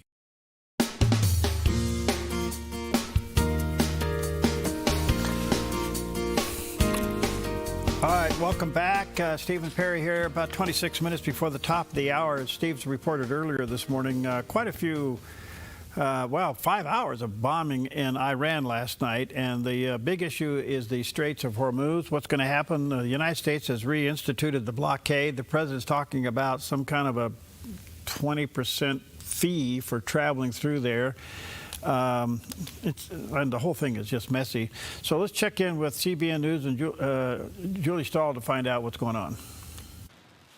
The United States carried out another wave of military strikes against Iran last night, hours after President Trump announced the U.S. is reinstating a blockade targeting Iranian shipping and trade in the Strait of Hormuz. Trump also vowed to keep up the military pressure on Iran. We're hitting them very hard. We had a deal yesterday or the day before yesterday. It was all done. And we're knocking out all of their offensive capability, and we're controlling the straits. We're putting the blockade back. And it's a blockade not for anybody but Iran. Despite the renewed military action, the president insisted the door to diplomacy remains open, but said it all depends on Iran's willingness to negotiate.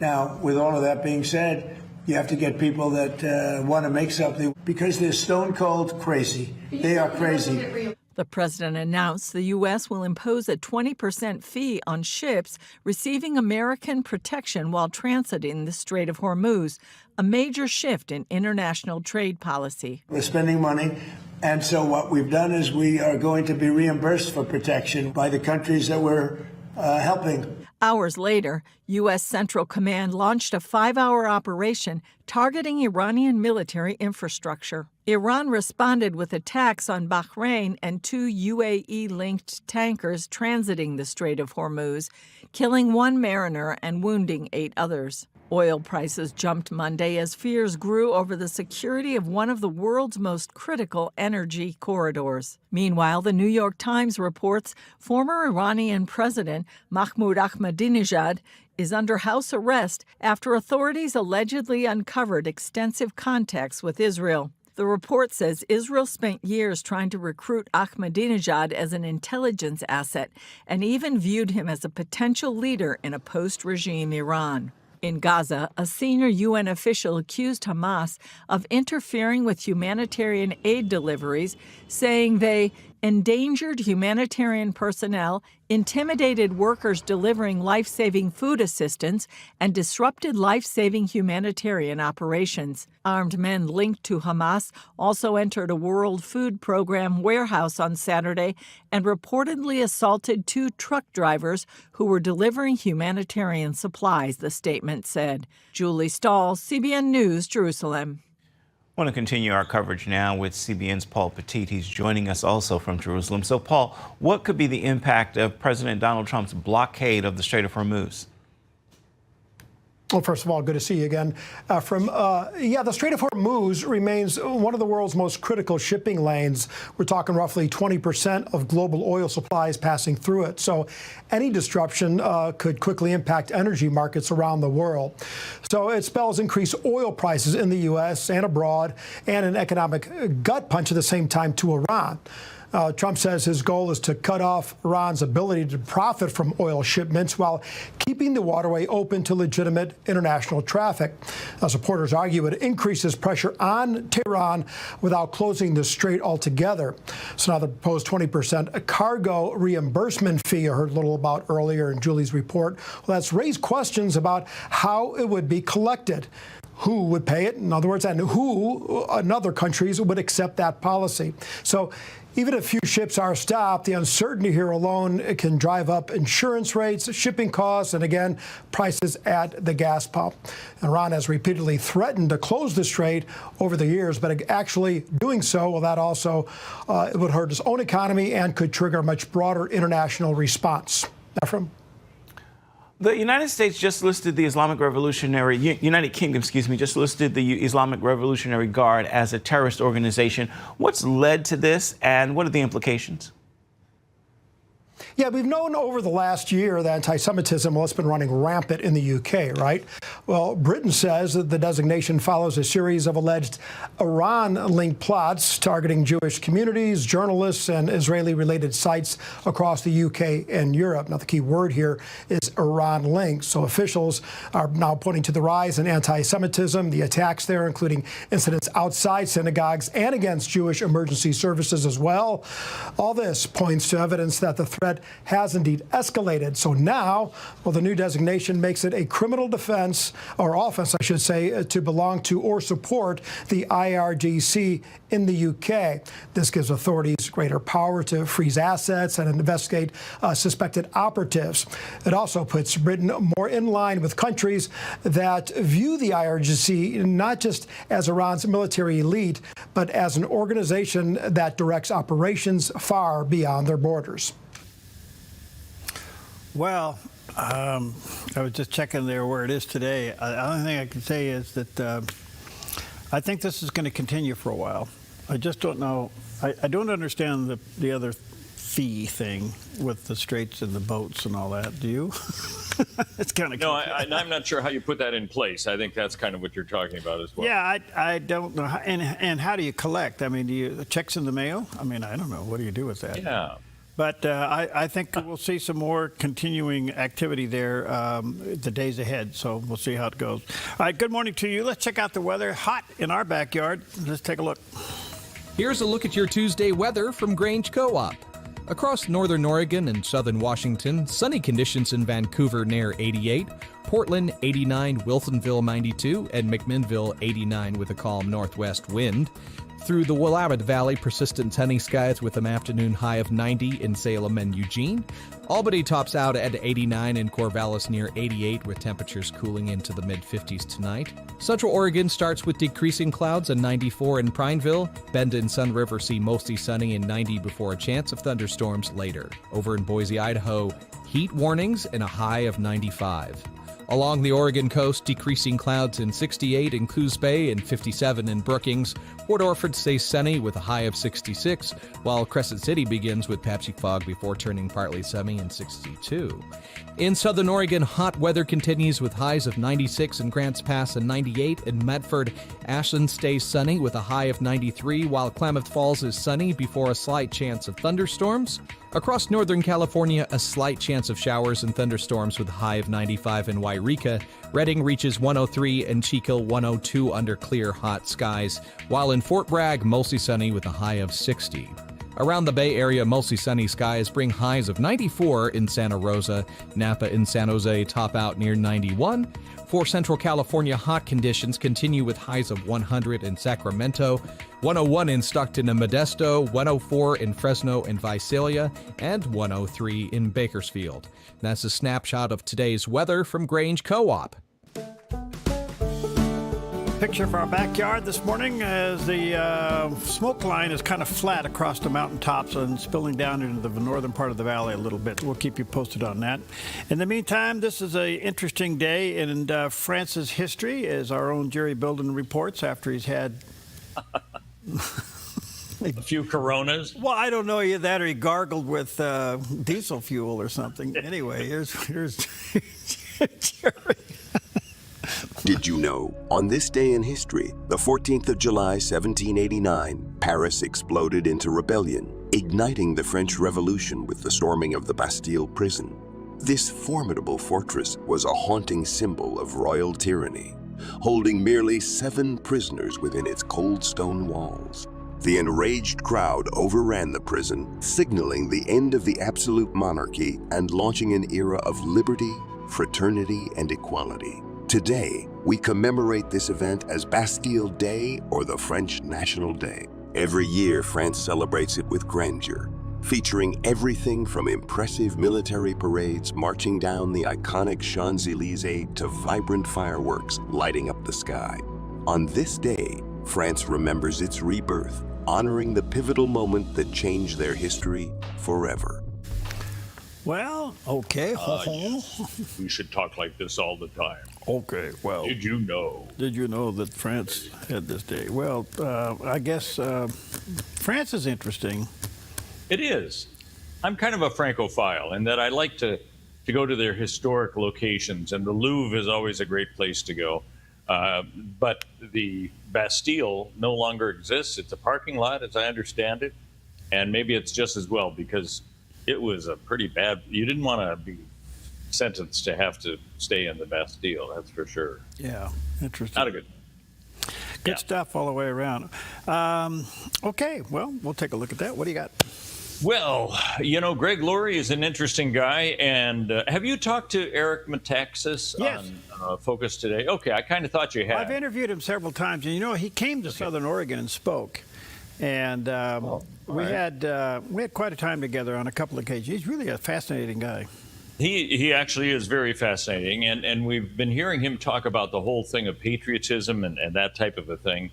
And anyway, they had a conversation, and he spoke about President Trump's understanding of the time that the country is in, as he sees it, and the hope for revival that he says is starting to take place. It seems that he is himself awake to this existential crisis. And he is fearless in dealing with it. And I can't say how much I thank God for him. I really do. And this doesn't, you always have to say the caveat. Doesn't mean I agree with everything, of course not. But my goodness, I don't think we need a UFC fight on the White lawn, on the White House lawn.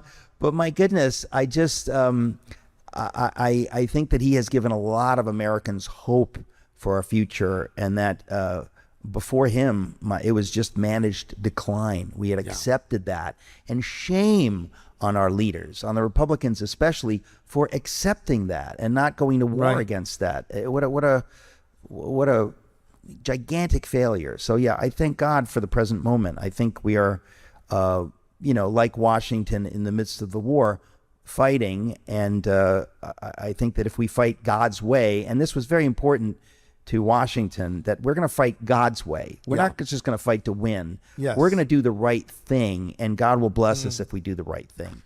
I think I have noticed, and I'm very sensitive to this, in the last 5 years, people speaking more openly about Jesus, cultural figures, that I just go, wow, that was not happening 10 years ago. I've noticed this over and over and over and over. People call it a vibe shift. You always have to give it some kind of a name. It's a spiritual thing. Yeah. God has done something, and you can feel it. And I just think, I think I read this morning on a news website that how many more young men are reading the Bible and going to church. This is happening. This is happening. And I'm simply convinced this is the Lord's will for this nation, that's part of what is happening. And so the details are the details, but I think we are, we're in the midst of it. It's beginning, but I don't think we've really seen it in full flower. I think that lies ahead by God's grace. Well, I've interviewed enough people, George Barna being one of them, Dr. George Barna, Dr. Rasmussen from Arizona Christian University, and others across the country, to find out that there is something happening. And you know what's cool about it? There doesn't seem to be any one denomination that is leading it, or any particular mainline ministry or celebrity pastor or anything like that. It seems to be a genuine move of God, and somehow only God can take the chaos of a culture and turn it into a fishnet. And that's kind of what's happening out there. The young men experiencing and investigating faith is real. And one of the questions that I think it leaves all churches, are we prepared and willing to accept the next generation through the door when they don't look like us, talk like us, dress like us, sound like us? Are we prepared for this? I don't know. Well, that's a question every generation has to answer. That's a very good point. Yeah. All right, it's 11 minutes before the top of the hour on this beautiful Tuesday morning. We'll take a quick break. We'll be right back. 'Cause it's all I need, hanging on to every word you say, to light up my way, even every little whisper I'm hanging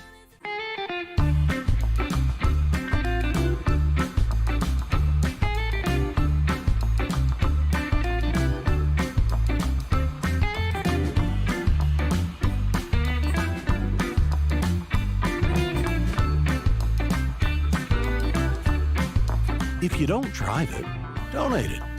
By supporting us, you'll get even more mileage out of it. Thank you from the Dove TV. Pastor Jack Hibbs, championing religious liberty, a deep love of God, freedom, and America. You may have seen him in the news during COVID as he pushed back against government-mandated church closures. Now you can see him on the Dove TV every weekend on Real Life with Jack Hibbs. Learn, grow in your faith, and impact the world with authentic biblical teaching. Watch Real Life with Jack Hibbs Sundays at 10 a.m. and 7 p.m. on the Dove TV. In a world desperately seeking truth, Cliff Connectley and his son Stuart travel across the U.S. to give an answer for questions, doubts, and challenges concerning faith. What is the evidence that Muhammad spoke the truth? What is the evidence that Jesus Christ spoke the truth?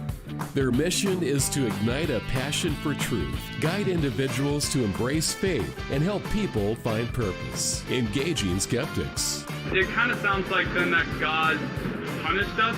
The vast majority of chaos in nature is a direct result of God stepping back. They're driven by a deep commitment for spreading the message of Christ to a world who needs it. But you see, what Satan has done is he's put doubt in our mind. Join them as they strive to make a lasting impact on lives and hearts, sharing the love of Jesus with an unwavering dedication. Because God loves you, and God has given you gifts. Watch Give Me an Answer, weekdays at 3 on the Dove TV.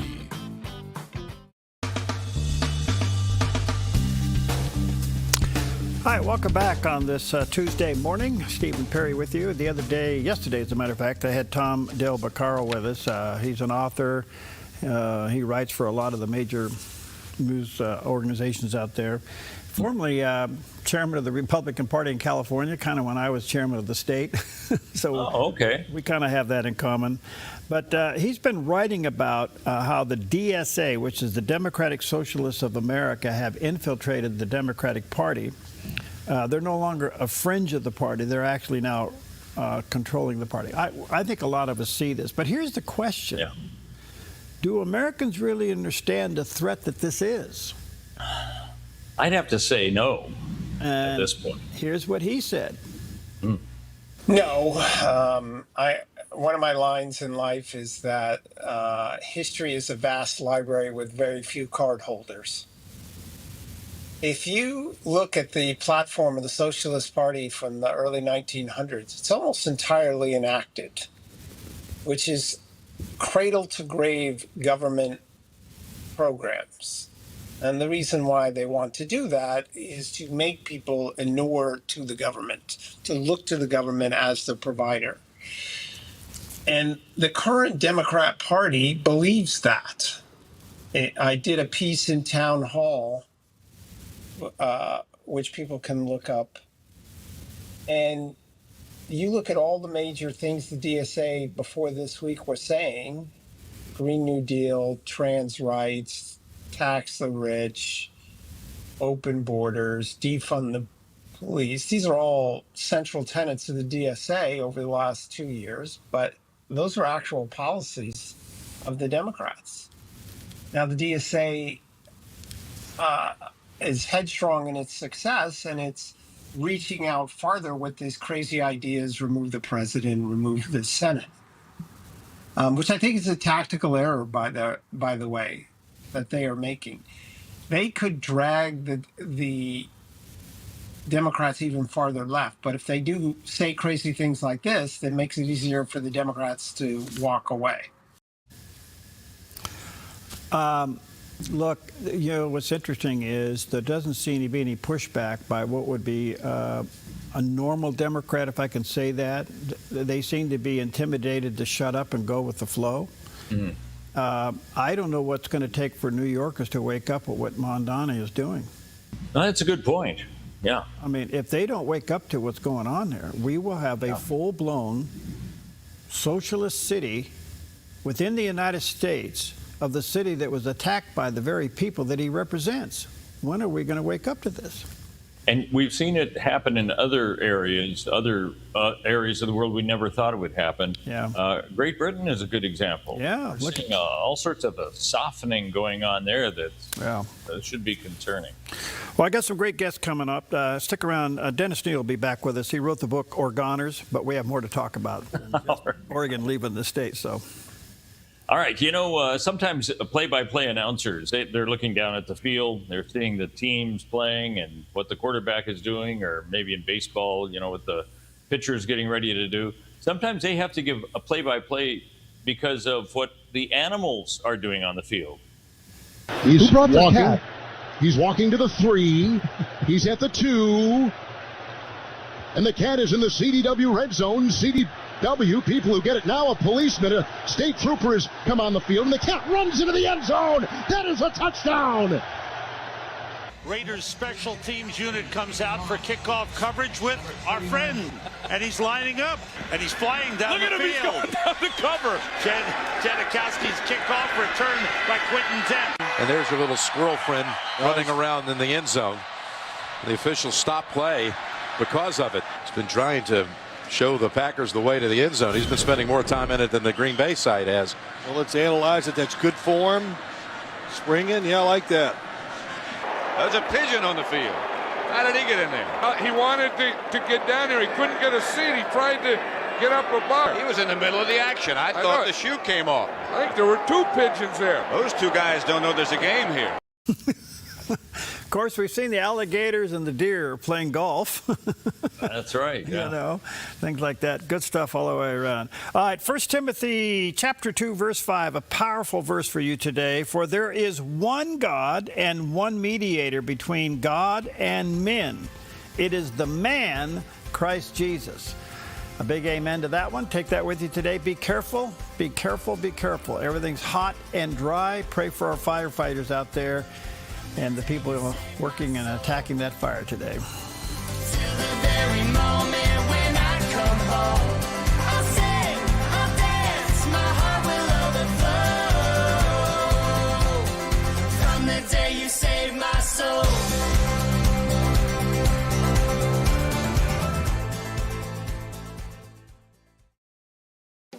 Since 1934, Grange Co-op has been more than just a store. We've been a cornerstone of our community, owned by people like you. We proudly offer top-quality farm and ranch supplies, including our own Rogue feed, as well as workwear, Western apparel, garden essentials, and pet care products. By signing up as a Grange Rewards customer, you not only enjoy exclusive benefits like special offers and 1% back on most purchases, but you also become part of something bigger, a cooperative that you own and help shape. Join Grange Rewards today.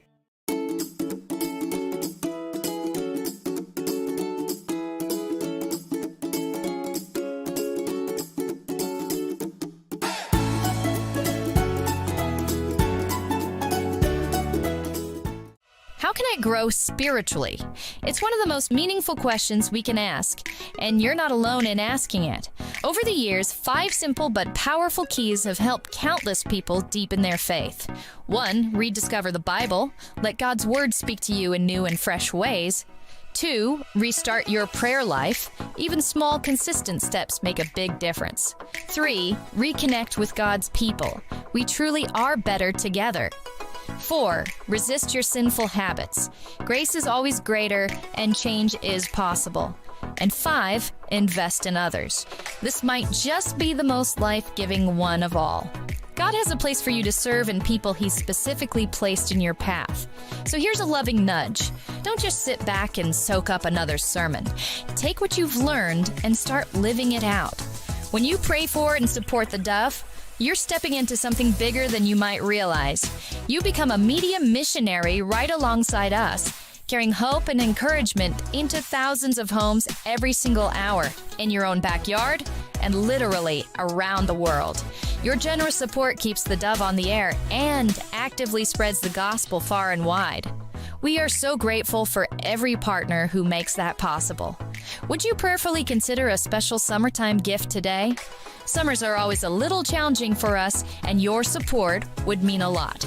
You can give anytime by calling 541-776-5368 or safely and securely at our new website, theDove.us. Thank you so much for your partnership. Together, we really are changing lives for good and pointing people to the Lord every single day.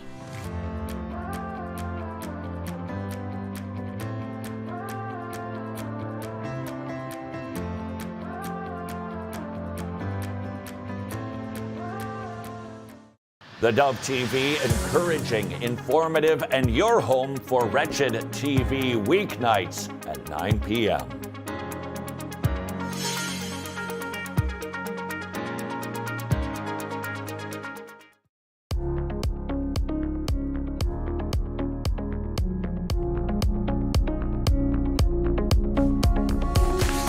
Welcome back.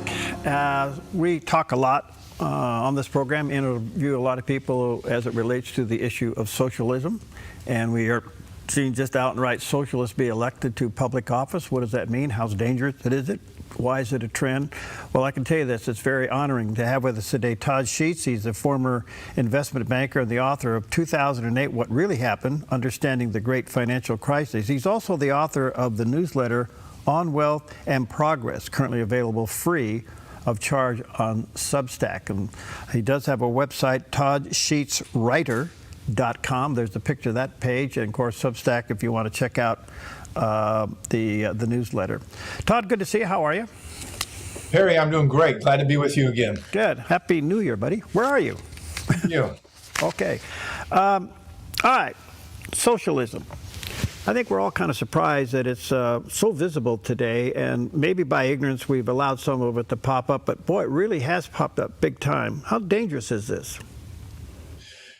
Yeah, it's extremely dangerous depending on how far it goes. If it stays contained to New York and the policies that they appear to be on the road to implementing there reveal themselves to be, cause the same kind of problems that they've caused almost everywhere else they've been tried throughout the long period of history that we've now had to study the results, then maybe we can learn a lesson and move forward, and that can help us, keep from following that path. Unfortunately, what often tends to happen is that people that go in this direction, or communities that go in this direction, or countries end up in kind of what I've described as a socialist doom loop, where you create bad policies like rent control, that cause one set of problems. Then you create other bad policies like inflation, like we saw in the last administration with the big run-up that happened that caused expenses to run up. All of a sudden, you end up with a situation where landlords can't afford to make improvements to properties that are barely profitable anymore. And then you follow that up with a new set of hearings and policies like Mamdani has announced to go after the landlords for not doing the things they can no longer afford to do because of the policies you implemented in the first place. And that creates this doom loop where you get this ever rising level of reactions and counter reactions to continually failing set of policies. So I think those are the kind of things we have to watch out for. So let's stay on that just for a moment. If affordability is the issue or the word that Mamdani got elected by, and then he turns around and he cripples the very department that he needs to advance what he was talking about, then this thing is on a timeline. It's going to crash right in front of his face, right? Yeah, well, I think to some extent it already is. And maybe if you're cynical about these things, you can refer to the political brilliance of somebody who was able to take an affordability problem that was created by socialist-like policies that have inflated costs and pushed prices up, and those prices have still not dropped back, and they won't drop back. The rate of inflation and price increases has come down, but the prices are still very high.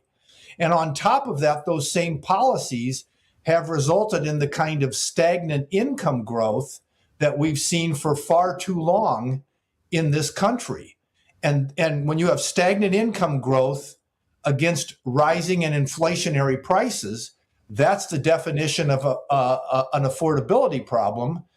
Mamdani's brilliance as a politician, and he's basically following what the socialist playbook has been for a long time, is that instead of accepting responsibility for having created those or being a part of the party that created them, he's blaming them on capitalism, which did not create those things. Well, socialists / Democrats get an A+ in blaming you for what they've done. Yeah, no question.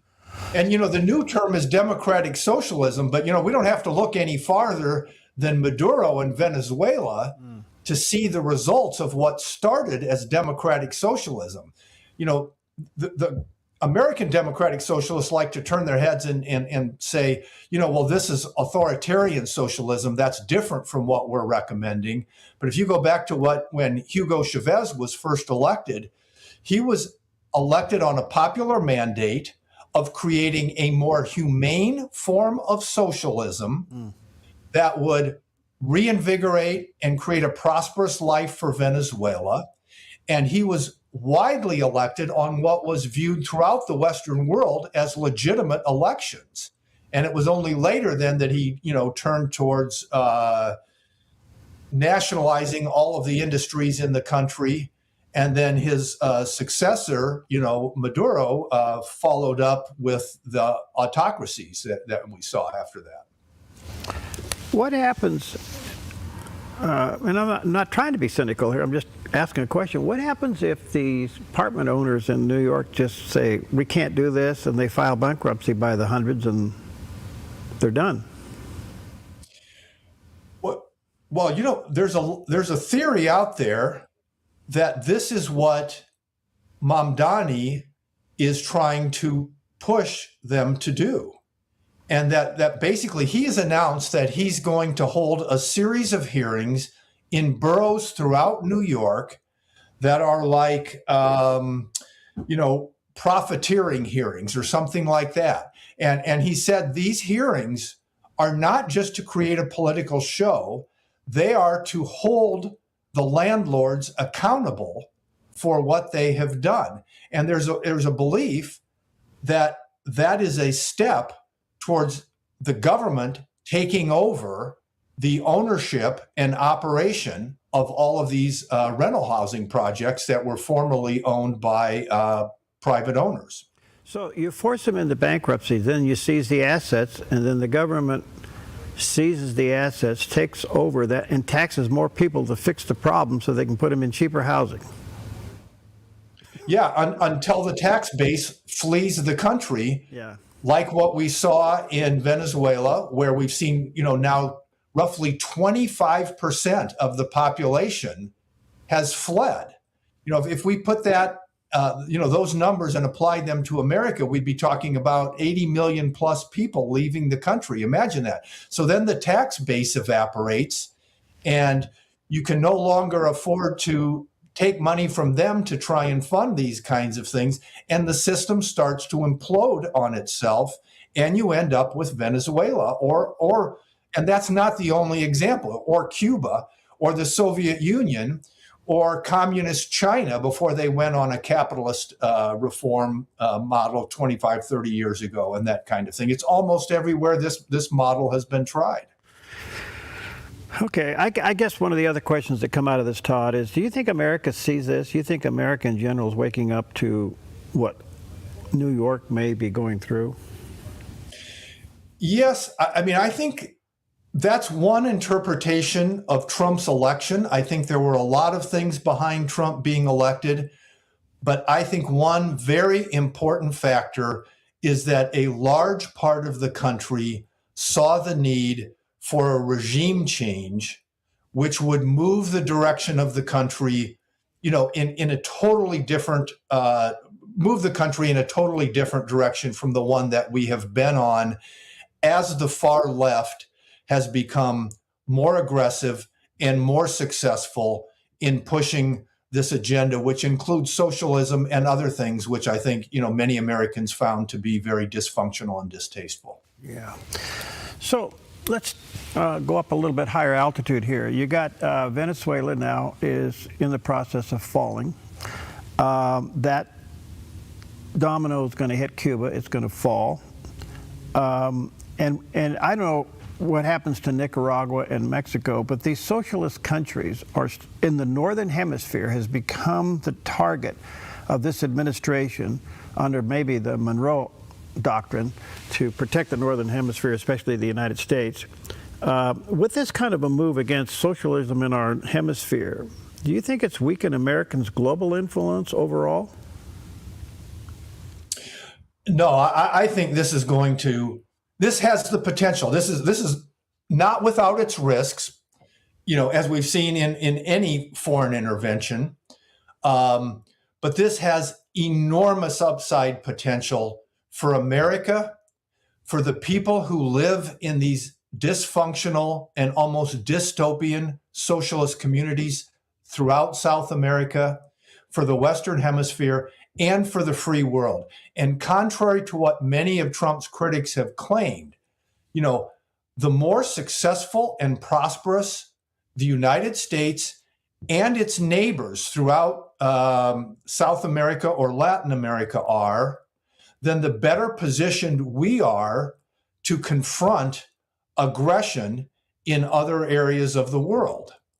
And so I think if we can reinvigorate those countries, help them realize their economic potential in a way that is better for them, and that also reimburses and provides incentives for us to play that role, then we create a much more formidable, block that we can use to block aggression in Europe or Asia or wherever else it shows up, or the Middle East. That's a great explanation. Thank you. Because it's the 30,000-foot view of maybe what the Monroe Doctrine was all about as it relates to the Northern Hemisphere. And it's humane, you know.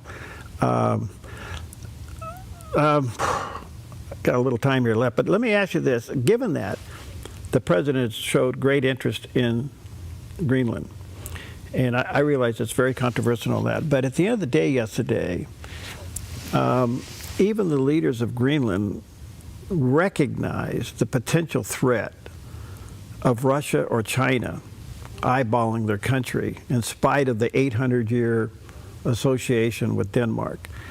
There seems to be a crack here. I mean, the United States has a whole lot more to offer to Greenland than anybody else in the world.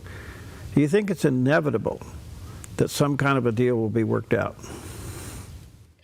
Yes, I think it is. I think Trump is going to make it inevitable. It's inevitable if we make it inevitable. I think it's very important that we do it in the right way, or in the best possible way, which I think is ultimately what will happen.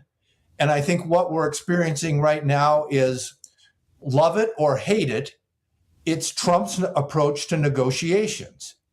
And so, on the negative side, it has the downside of upsetting a lot of people, ruffling feathers, it fans the worst fears of people about where this might be headed.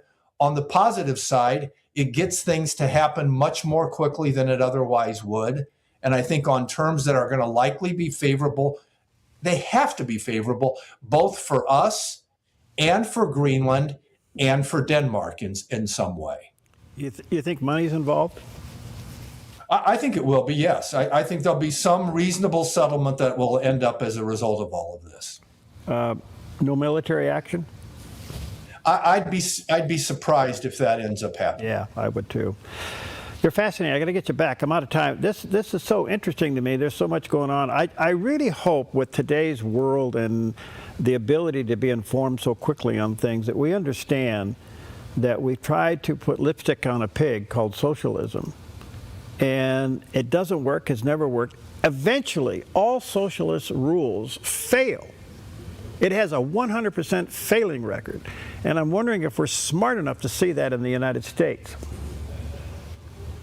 I have in spite of all of the issues that we face, I have great confidence in this country, and the history of this country bears that out. Every time that we have been, pressed with what seemed at the moment like insurmountable challenges, from the American Revolution to the Civil War, to World War I and II and the Cold War, we have stepped up and we have done the right thing, and we have moved the country and the world as a whole in a better direction. And I think that's what we're in the process of doing right now. Good stuff. One quick question, Todd, but I want to lean on your financial acumen just for a moment. Do you think we're heading into a good year economically? Yes, it looks like we are. I think that the critical factor, we've seen very high levels of GDP growth reported in the last couple of quarters. What's missing is for that to be translated into job growth, meaningful job growth for people across the spectrum throughout America. If these rates stay where they are, I think they will, then I think that job growth will come probably sooner rather than later. Todd, you're fascinating. Let's stay connected. Let me say to our viewers and listeners, check out his website, toddsheetswriter.com. There's a picture of the landing page, toddsheetswriter.com. Thank you, friend. God bless you. Let's stay connected. Thanks, Perry. Take care.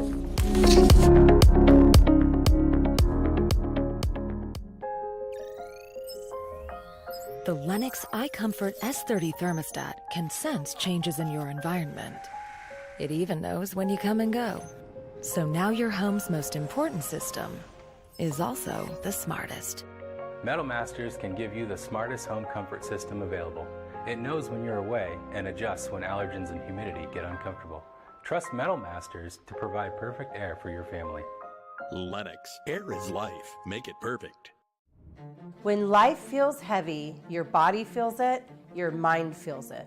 That is why I created Organic Elements Wellness Spa, a place where wellness is not a luxury, it's a way of life. Step into our wellness lounge with a Himalayan salt room, infrared sauna, steam room, and invigorating cold plunge. Restore your nervous system, detox your body, and clear your mind. Then experience customized massage, advanced skin therapies, and result-driven facials, all designed to help you look as good as you feel. There's nothing else like this in Southern Oregon. This is your space to heal, to reset, to glow. Call today to book your private wellness party for up to 15 guests or surprise someone special with a gift certificate. Visit Organic Elements Wellness Spa on East Main Street in Medford. Book online at organicelementspa.com. Wellness is wholeness. Voted best of Southern Oregon. Real Life with Jack Hibbs, now on the Dove TV every weekend. Direct from Calvary Chapel, Chino Hills, Jack challenges today's generation to understand and practice a biblical worldview, verse by verse, addressing key cultural and daily life issues. Deepen your walk with Christ to make an effective impact on your world. Don't miss Real Life with Jack Hibbs, Sundays at 10 a.m. and 7 p.m. on the Dove TV. Encouraging and informative.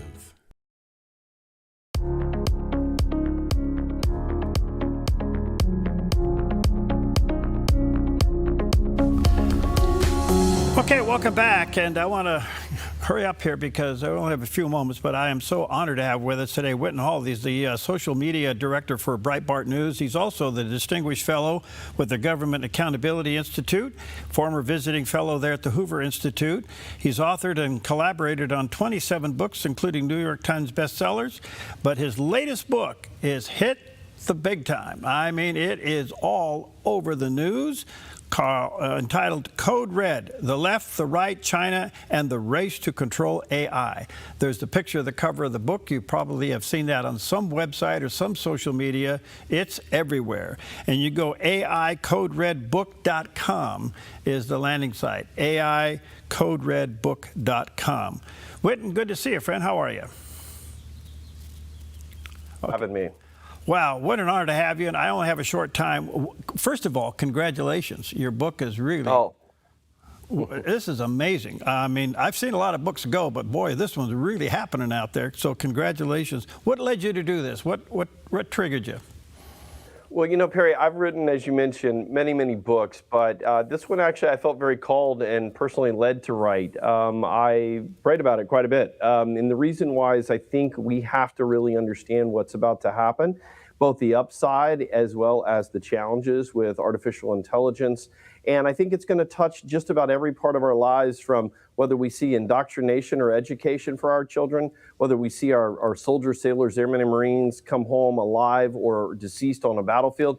And I also think there are a lot of existential moments of crisis of meaning that are coming for people of faith as this AI technology starts to take on in ways that perhaps we did not realize. I think there's going to be positives, many, but there's going to be a lot of landmines we have to navigate. So this was one where I said I felt like I needed to come out from behind the ghostwriting shadows of my career and actually put out this message. So I spent 2 years deep diving into artificial intelligence, and the book has 80 pages of endnotes, 850 endnotes. It is exhaustive because I really wanted to give people the information they need because of the urgency of the moment. All right, a lot here. We got a little time to unpack, but I'll have to get you back. But you also, one of the big things you communicate here is that AI is not just another technology. it's much bigger. What is it? Perry, it's really a political power, because it's the power to be able to erase or create jobs, to be able to affect the type of education that children are get with AI tutors. We're seeing this rise of AI companions, or so-called AI girlfriends, that are affecting human relationships to the tune of millions of people. And then right now, literally as we're sitting here, the AI use in the AI warfare space as it relates to Iran and the Maduro raid we saw in Venezuela. So what we're realizing is it's going to affect every part of our lives, and we've got to just be ready and prepared with the right knowledge so that we can seize the upside and mitigate the negatives. What's the yellow flag you're waving for people of faith? For people of faith, you really need to understand, and I have a whole chapter on something called transhumanism. This is very different from the transgender issue. Transhumanism is trying to change us beyond humans with merging of human and machine to reach something that they call the singularity. Right now, there are people setting up AI churches to worship AI as a deity. You are seeing confessional booths change from people of faith inside or church leadership to actually confessing to AI avatars in some of the most blasphemous things you can imagine. AI Jesus is actually trending right now, and they're using that. There's so many things, and in the final chapter of Code Red, I lay out for people of faith what we need to be aware of so that we can shepherd and guide our young people, our children, our grandchildren, and ourselves and our communities and our churches, so that we understand the complexity of how this is coming. Thank you for including that in your book. Thank you. I realize that's probably part of your call to do this, but thank you for doing it. Let me ask you this. There's great concern about Google and AI. Seems to be getting a lot of comment lately. What's your take on this?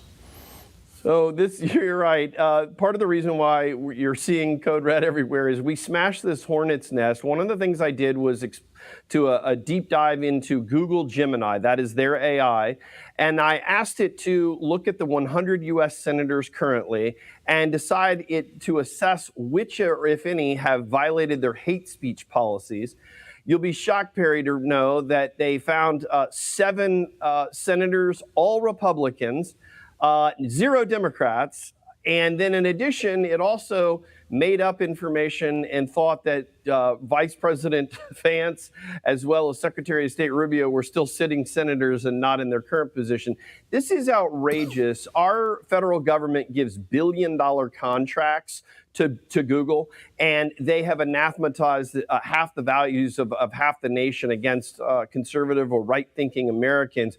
And so when you have that kind of political bias, we have to understand that we should not have to subsidize with our tax dollars the companies that have completely aligned themselves against the values that half the nation share. They have the right to make a biased AI, but we also should have the right to not have to fund it with our tax dollars. And I think that's the stakes here. And it's getting a lot of uproar. 3 U.S. senators who were targeted by this revelation have been speaking out about the Code Red bombshell revelation. Senator Marsha Blackburn, Senator Tom Cotton as well, and Senator Rick Scott of my home state of Florida. Yeah, I've been watching their comments. Hopefully they'll heed the call and stop the funding.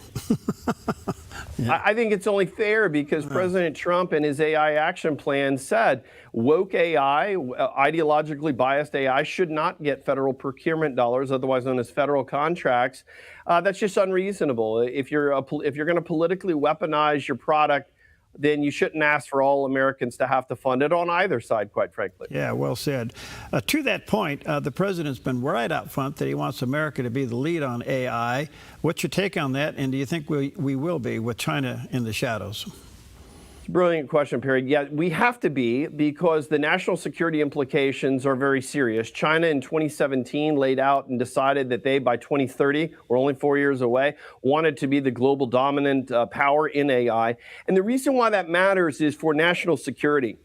If you have an AI that is far and away the best in the world at things like code hacking, encryption, cybersecurity, hacking of infrastructure, hacking of missile systems, one military power will gain enormous battlefield advantage technologically. So whether we want to be in this race or not, we are. So President Trump, Vice President Vance done a great job on leading at the top. My concern is that we're not having enough grassroots conversation about how it's going to affect everyday Americans beyond just that, because obviously we hear all this talk about job displacement, AI and jobs. We hear it in the education world, how it's going to affect children's critical thinking skills. We hear it in the human relationships discussion with so-called AI girlfriends and so forth. So it has a very, very big web. And I think most people don't realize you already use AI.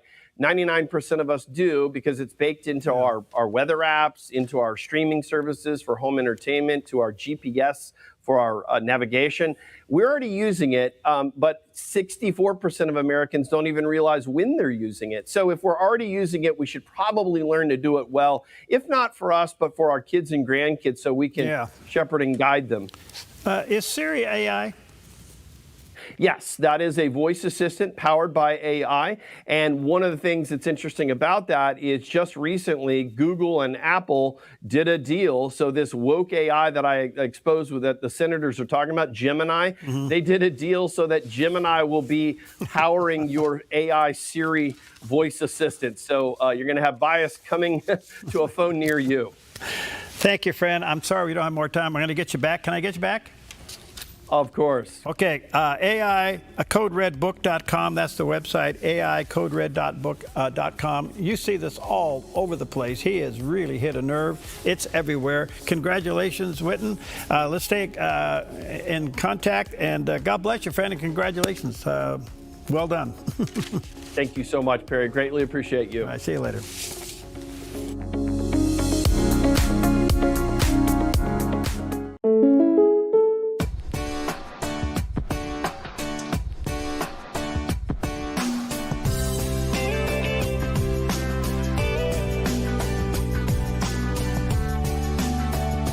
Combining your home and auto insurance could save you time and money.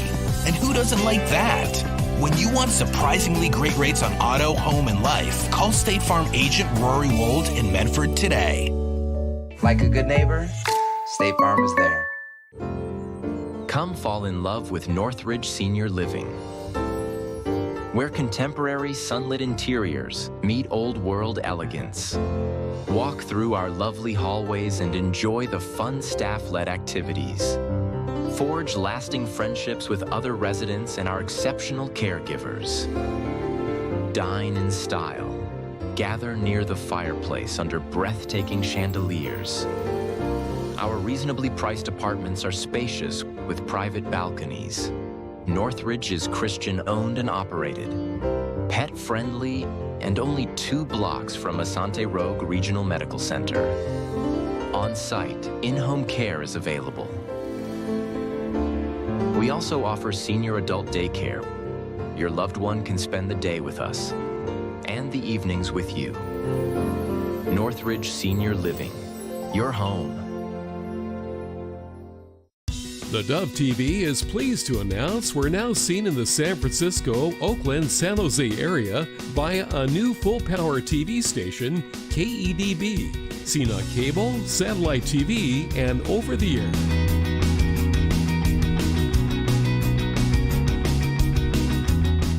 The Dove TV, encouraging and informative for San Francisco, Oakland, and the San Jose area on new full-power KEDB TV.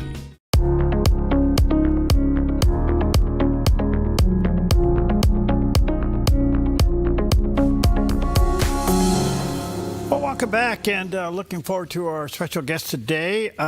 Dave Hodges is with us. He's a Christian conservative journalist, the host of the Common Sense Show podcast, of course. We need a lot of common sense.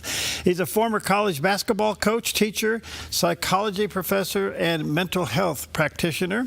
He does have a website, and it's his podcast, thecommonsenseshow.com. There's a picture there of that landing page, commonsenseshow.com. You can check that out. Lot to talk to him about today. Dave, good to see you. How are you, friend? Hey, good. Good to be on with you for the first time. Thank you. Where are you? Where are we talking to you from? North Maricopa County, north of Phoenix. Okay, good to see you. Thank you for your time. Wow, let's talk about. I want to jump over to the Charlie Kirk preliminary hearing. I'm sure you've been watching that. What's your take so far? It's confirmed my worst fears. And I want to say this as a disclaimer before we start. When people started criticizing and saying there was a conspiracy in the killing of Charlie, I told them to stop. I defended Erica Kirk until I couldn't any longer, until the facts started adding up to the point where I had overwhelming questions and no answers, and I started to do some research and disturbed by what I found. But to answer your question, the preliminary hearing is fraught with errors, and it confirms all my suspicions in the beginning. You're not the only one that's saying that, so let's dig into it. What are your concerns?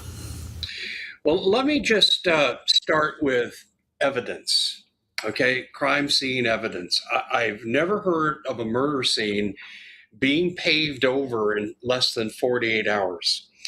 And yet, when the chief lead investigator, David Hull, was being cross-examined by the defense attorney, he said, well, they asked him, do you know when the crime scene was paved over? And he said, well, I think it was a few days. He didn't know. And she said, you don't know? No, not exactly. Well, how did you find out, Detective Hull? I saw it in the media. The lead investigator did not know the crime scene was being paved over. And then they asked him and two other investigators too, and they both gave the same answer. Let's look at the figure running across the top of the roof. Can you identify anything distinguishing that you could use to identify a person? Answer, no, in each case. And it's grainy. And we have a right angle view from a camera, supposedly, of the rooftop, yet we've never seen a sniper's perch. We heard gravel was disturbed on the roof. That was the closest testimony these detectives got to placing anyone at the scene. And the whole thing, and then we go to what happened with TPUSA people. This really disturbed me. Immediately when Charlie goes down, Terrell Farnsworth, an employee of TPUSA, jumps over a chair and immediately takes down the camera and takes out the SIM card. And then later, when TPUSA is asked, why did this happen? That's a crime scene. They said, well, the police told us. Well, the police ended up refuting that explanation and exposing it as a lie. And then shifting over right next to Charlie was standing Mikey McCoy at the time that Charlie went down. And what does he do? He doesn't lean over to check on Charlie, doesn't try to give aid or assistance. He pulls his cell phone out and is talking on it as he walks away from the scene. Complete and absolute indifference. And then there's another item that really caught my attention. We're selling the Lee Harvey Oswald scenario here for Tyler Robinson, lone nut assassin, lots of written documentation. He acted alone. Okay, here's the bottom line. A gentleman in the fifth row named George Zinn, who has CIA ties to 9/11 and to the Boston Marathon bombing, stands up, drops his drawers, throws his hands in the air and yells, I did it, arrest me. And the police did arrest him. He tells nurses who gave public statements on this, I was paid to create a distraction. And then they conveniently arrest him for child porn on his phone so no one can question him. Well, this destroys the lone nut assassin theory. And then we deal with the bullet, the 30-06. Well, now in the preliminary hearing, they can't match the bullet. And now we hear there's, a second bullet found that doesn't match either. And the 30-06, every sniper I've talked to, every spec ops sniper has said a 30-06 would have taken off his head. His extra strong Superman vertebrae, as they say, did not stop that bullet. And I don't believe it was a bullet. I believe Charlie was electrocuted electronically, much like how Israel took out the Hamas leaders prior to the 12-day war. Whoa. Okay. From your perspective, who's Tyler Robertson? I don't know if he's a patsy. I don't know if he was part of the plot in some way that we don't know. But what I'm convinced of is he didn't fire a 30-06 that killed Charlie Kirk. One of the questions I've had on that subject was to fire a 30-06 from that position and an angle doesn't occur without some practice. Good question from the angle. And there's another question too, and I haven't pursued this part, but I have been told by a couple of snipers who looked at this electronically, they told me both the same thing. The angle compared to where the tent would come down would prevent a straight shot into Charlie where it hit. They talked about an 18-degree angle, and I haven't had time to really dissect that. I just got a hold of that information. And then I think your point is well taken. Shooting from a sniper's perch from on top is not the same as shooting at a gunnery range straight on. So where does this leave us? Because in the meantime, supposedly confession by Tyler Robertson, his roommate, said that there's phone texting or messaging exchange. Where is this going? If you find Lance Twiggs credible, that would be damning information. And I would agree this really implicates Tyler Robinson, but I don't find Lance Twiggs convincing or credible. And I find it disturbing that you take his testimony standalone and compare it to the forensic situations I've already described. And there is more beyond what I told you. I think that what we're looking at here is the jury would have to look at Twiggs and say, in the absence of real confirming evidence that Tyler Robinson did the shooting, can you believe Lance Twiggs? And to me, that's a really weak case. In fact, just based on the fact that you've got all this inconclusive, well, here's what's interesting. They can't match the bullet. So how do the authorities classify it? It's inconclusive. No, it doesn't. It doesn't match. Inconclusive is a step up from where they're at. And if I were a defense attorney right now, I'd be moving for a mistrial or a complete dismissal immediately, because they don't have evidence at the crime scene and they destroyed the crime scene evidence. And there's one more thing too. There's a guy named Kennington who was arrested the day after the event.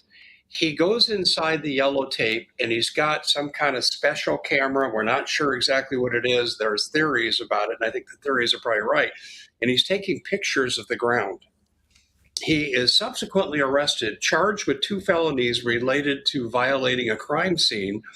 He's released without bail, which is amazing for 2 felonies. And then ultimately, the charges are totally dropped. And if I were to have a hypothesis about this, I would say he was sent there to do microscopic filming to see if there's any damning information that could destroy the official narrative the authorities want to put out. And they did find something, because the very next day is when they paved over the crime scene. And then this man is totally released from any violation of crime scene evidence in terms of violating the yellow tape. That to me is really damning information.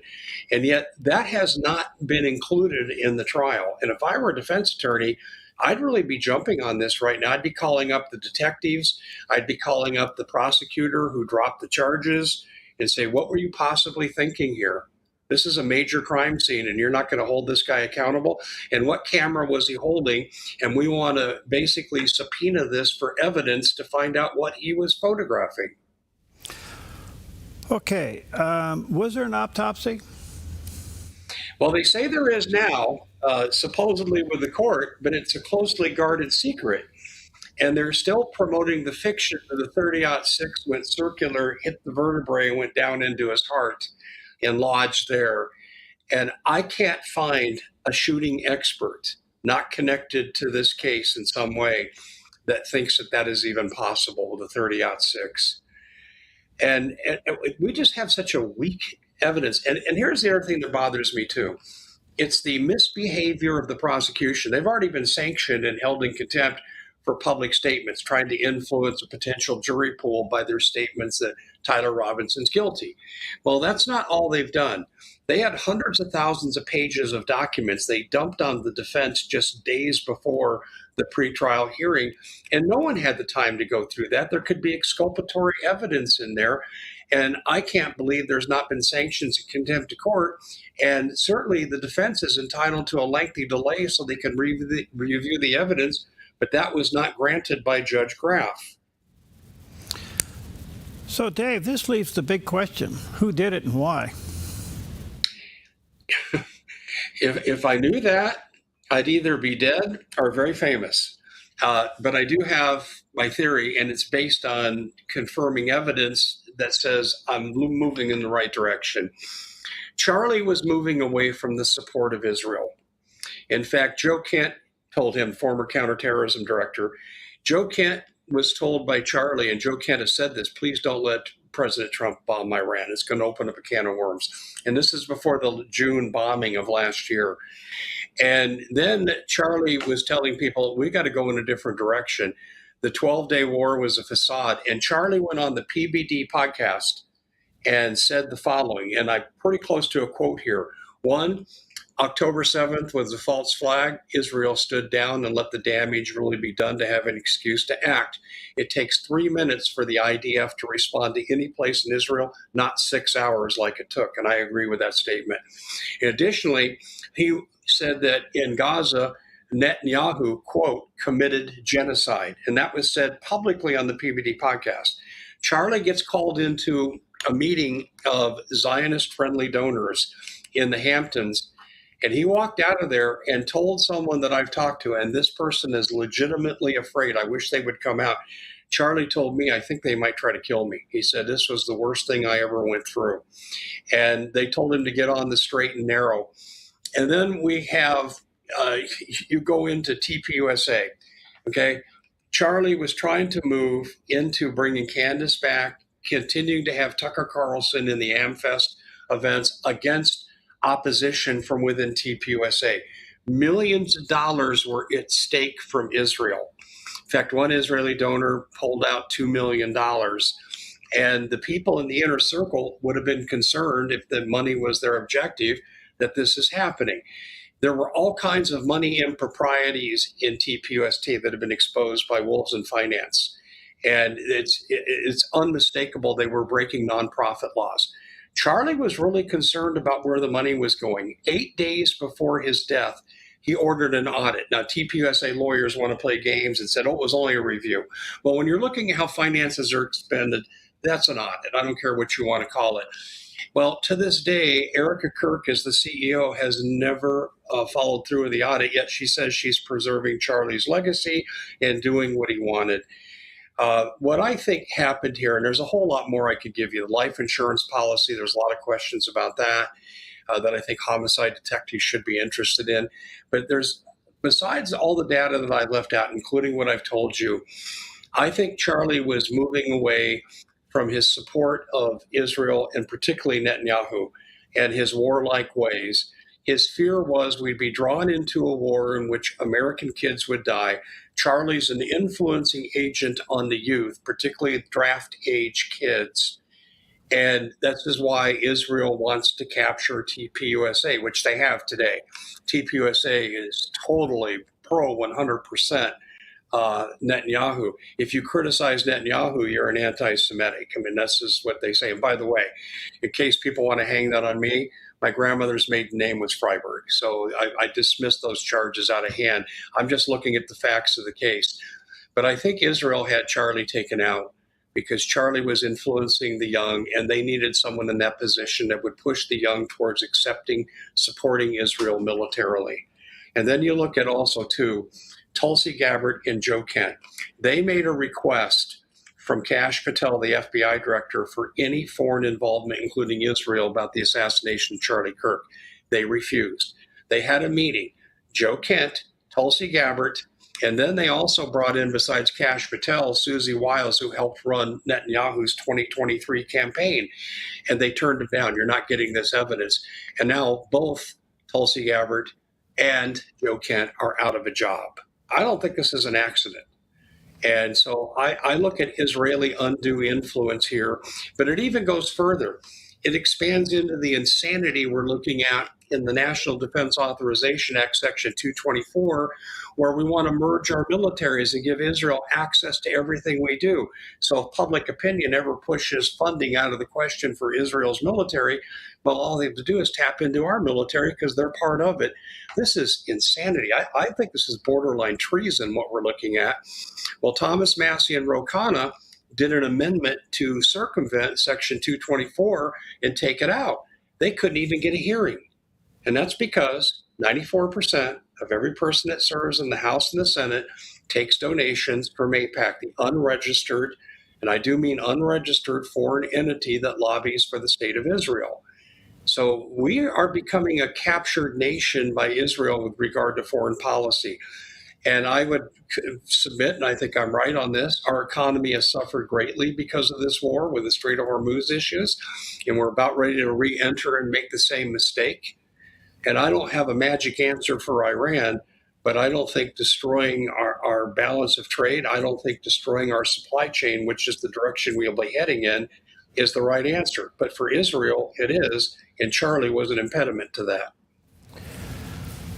Wow. One quick question before I take a break. The preliminary hearing is over. Are we moving forward with a full-blown trial? Yeah, I think it's a rigged deal. Let me give you a teaser. Ryan Mata found IP addresses out of Israel prior to the assassination, dating back to July, 2 months before. The judge is in it.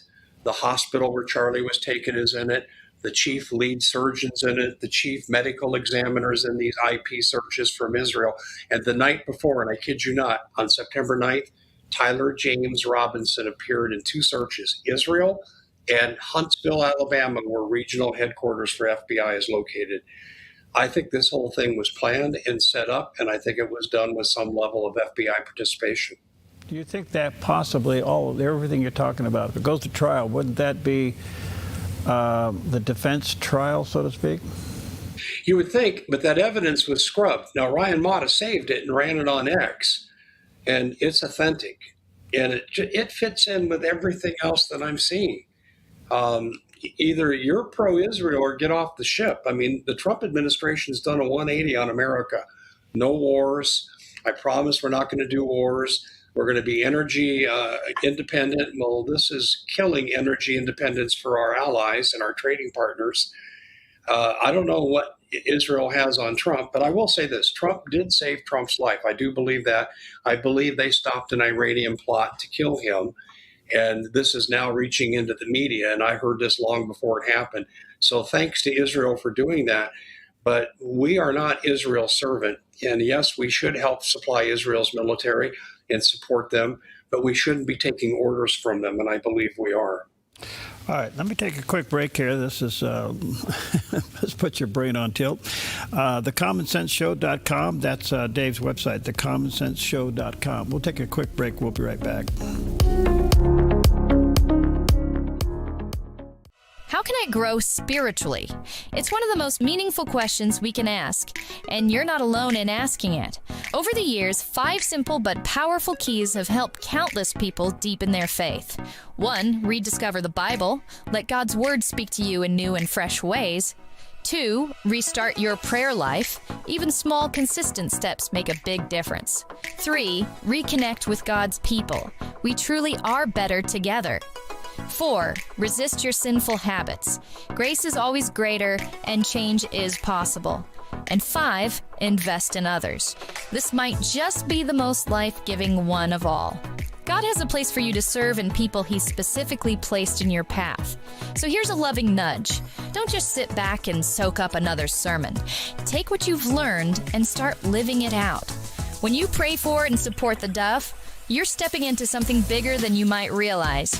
You become a media missionary right alongside us, carrying hope and encouragement into thousands of homes every single hour, in your own backyard and literally around the world. Your generous support keeps the Dove on the air and actively spreads the gospel far and wide. We are so grateful for every partner who makes that possible. Would you prayerfully consider a special summertime gift today? Summers are always a little challenging for us, and your support would mean a lot. You can give anytime by calling 541-776-5368 or safely and securely at our new website, thedove.us. Thank you so much for your partnership. Together, we really are changing lives for good and pointing people to the Lord every single day.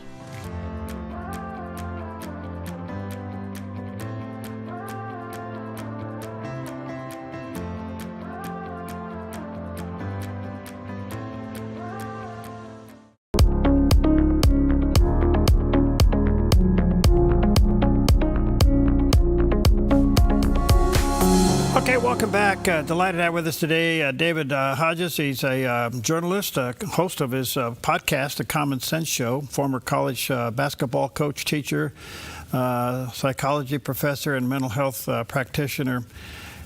Dave, I'm left with a curious question here, kind of leaning on your psychology professorship.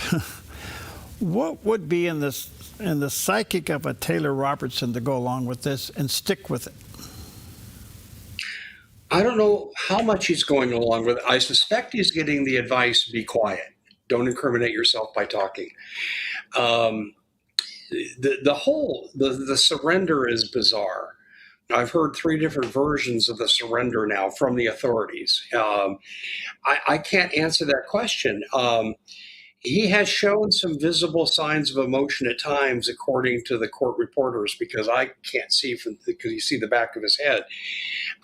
He has reacted to some testimony, and it's very well possible he was part of the plot. I just maintain it's impossible for him to have fired a 30-06 given all the parameters. And now we see the evidentiary cover-up that's in full-blown gear, and the lead investigator doesn't even know what's going on. So it's hard to say. I wish I could give you a definitive answer, but I can't. Because what's interesting to me, if you're facing now the potential death penalty yourself, the picture changes. You would think that the psychic of self-defense, self-protection would show up here. Well, my hunch is that what we saw with the pretrial hearing is like a grand jury hearing. The only thing is the defense did get to participate in this, unlike a grand jury. But it's pretty well given that when you get to a pretrial hearing, you're going to trial. And they may be holding back some cards to play that they're going to use in the trial, knowing that going to trial was inevitable. And I could see that as a defense strategy. Okay. I mean, that would be the only thing left on the table. Taking some of the stuff you're talked about here, it has to show up in a regular trial. So, by the way, do you know if Utah law requires the jury to be 100% on a conviction? That I don't know. Now that we've gone through a pretrial, I need to look that up. I will tell you this, based on what I saw in pretrial and forgetting everything else that I know, I would not vote to convict. I don't think the case is strong enough from what I've seen in the pretrial. Okay. Let me switch your attention. We're going to go in a whole nother direction here. I know that you have spent quite a bit of time examining the expansion of these data centers. We've had applications for several here in the state of Oregon. They're an amazing concept. They require tons of water and electricity, and they basically can take over a town. What's your concerns about the data center expansions across the country? Well, I live in the Southwest, and we're really affected by this. We're under a 2-decade-plus drought, and data centers take an inordinate amount of money. My electrical bill myself went up 17% in the last year. Major reason, data center usage. And when you take the fact that over 2/3 of America can't afford a $500 car repair bill, that could be devastating to a monthly budget for someone. We were able to absorb it, praise God for that. But the bottom line is, it's irresponsible to let the data centers do what they're doing. And now in Ohio, I'm breaking this story this morning. In Ohio, citizen groups are concerned because some of the data centers are going to let out their heated, untreated water, including some raw sewage from the facility, into the lakes, rivers, and streams. And amazingly, the EPA says they're going to give them a 5-year permit to do that. So the data centers are living by different rules. They get to break EPA policies. They're endangering public safety. And I'll just give you one example. If you go to Lake Mead, well, also to the Hoover Dam's in a similar position, they're both about 35 in one and 70 in the other feet from failure. And by failure, meaning they can't pump electricity when they get to that level, and they won't be able to push water out of their caverns. And this could have devastating effects for people in the Southwest, particularly with the drought that we're in. I mean, we're playing with fire right now, and the public is just starting to wake up to it. Is it potential bankruptcy for our grid system? Yes, I'll just say it this way. In Arizona, we have 59 data centers set to go online in the next 12 months. We can't absorb that. And yes, we will exceed grid capacity. Now, could we invoke new technology that we're unaware of, like plasma energy or some? Yeah. But how long would it take to make that transition? I don't know. But we're playing with fire right now. If we continue on this trend, Phoenix is going to be a deserted city for survival reasons if we continue in the direction we're going. And this is sheer recklessness. But what ends up happening is these data center people come in and they grease the politicians with nice campaign donations and so forth, and to heck with the public. And most of these policies are passed in executive session. And I've discovered this. County supervisors, city councils go to executive session, they pass something, and they come out with a statement stating what the policy is, but the discussions and the details are hidden from the public. And this needs to be stopped as well, too. The only thing that's going to stop the data center abuse, and I'm not opposed to data centers if it's responsible and fits into our grid and doesn't destroy our water supply, but what we need to be doing is making sure that they do that and they're not given special privilege. Like here in Arizona, many of the sites, they don't even have to pay property tax for 5 years. So why should they live under different rules? And the excuse is, well, they're bringing in jobs. Well, that's really not true. The data centers are largely going to be run by AI, and the jobs are maintenance and security, low-wage jobs, and there's not that many of them. So once you get past the construction phase, the job benefit's gone. It's temporary. Well, that was my next question. So it's the carrot, the potential employment. Is that the carrot? Yeah, and it's fool's gold. It's just not accurate. You're fascinating. Let me say to our viewers and listeners, check out Dave's program, or his podcast, I should say, thecommonsenseshow.com. There's a picture of that landing page, and commonsenseshow.com. Dave, good to hear from you. Let's see how this turns out. You opened up a lot of things to think about relative to the trial. It'll be interesting to see now as we go forward just how this is going to end up. Well, thank you very much for having me on. It's been a pleasure. All right, God bless.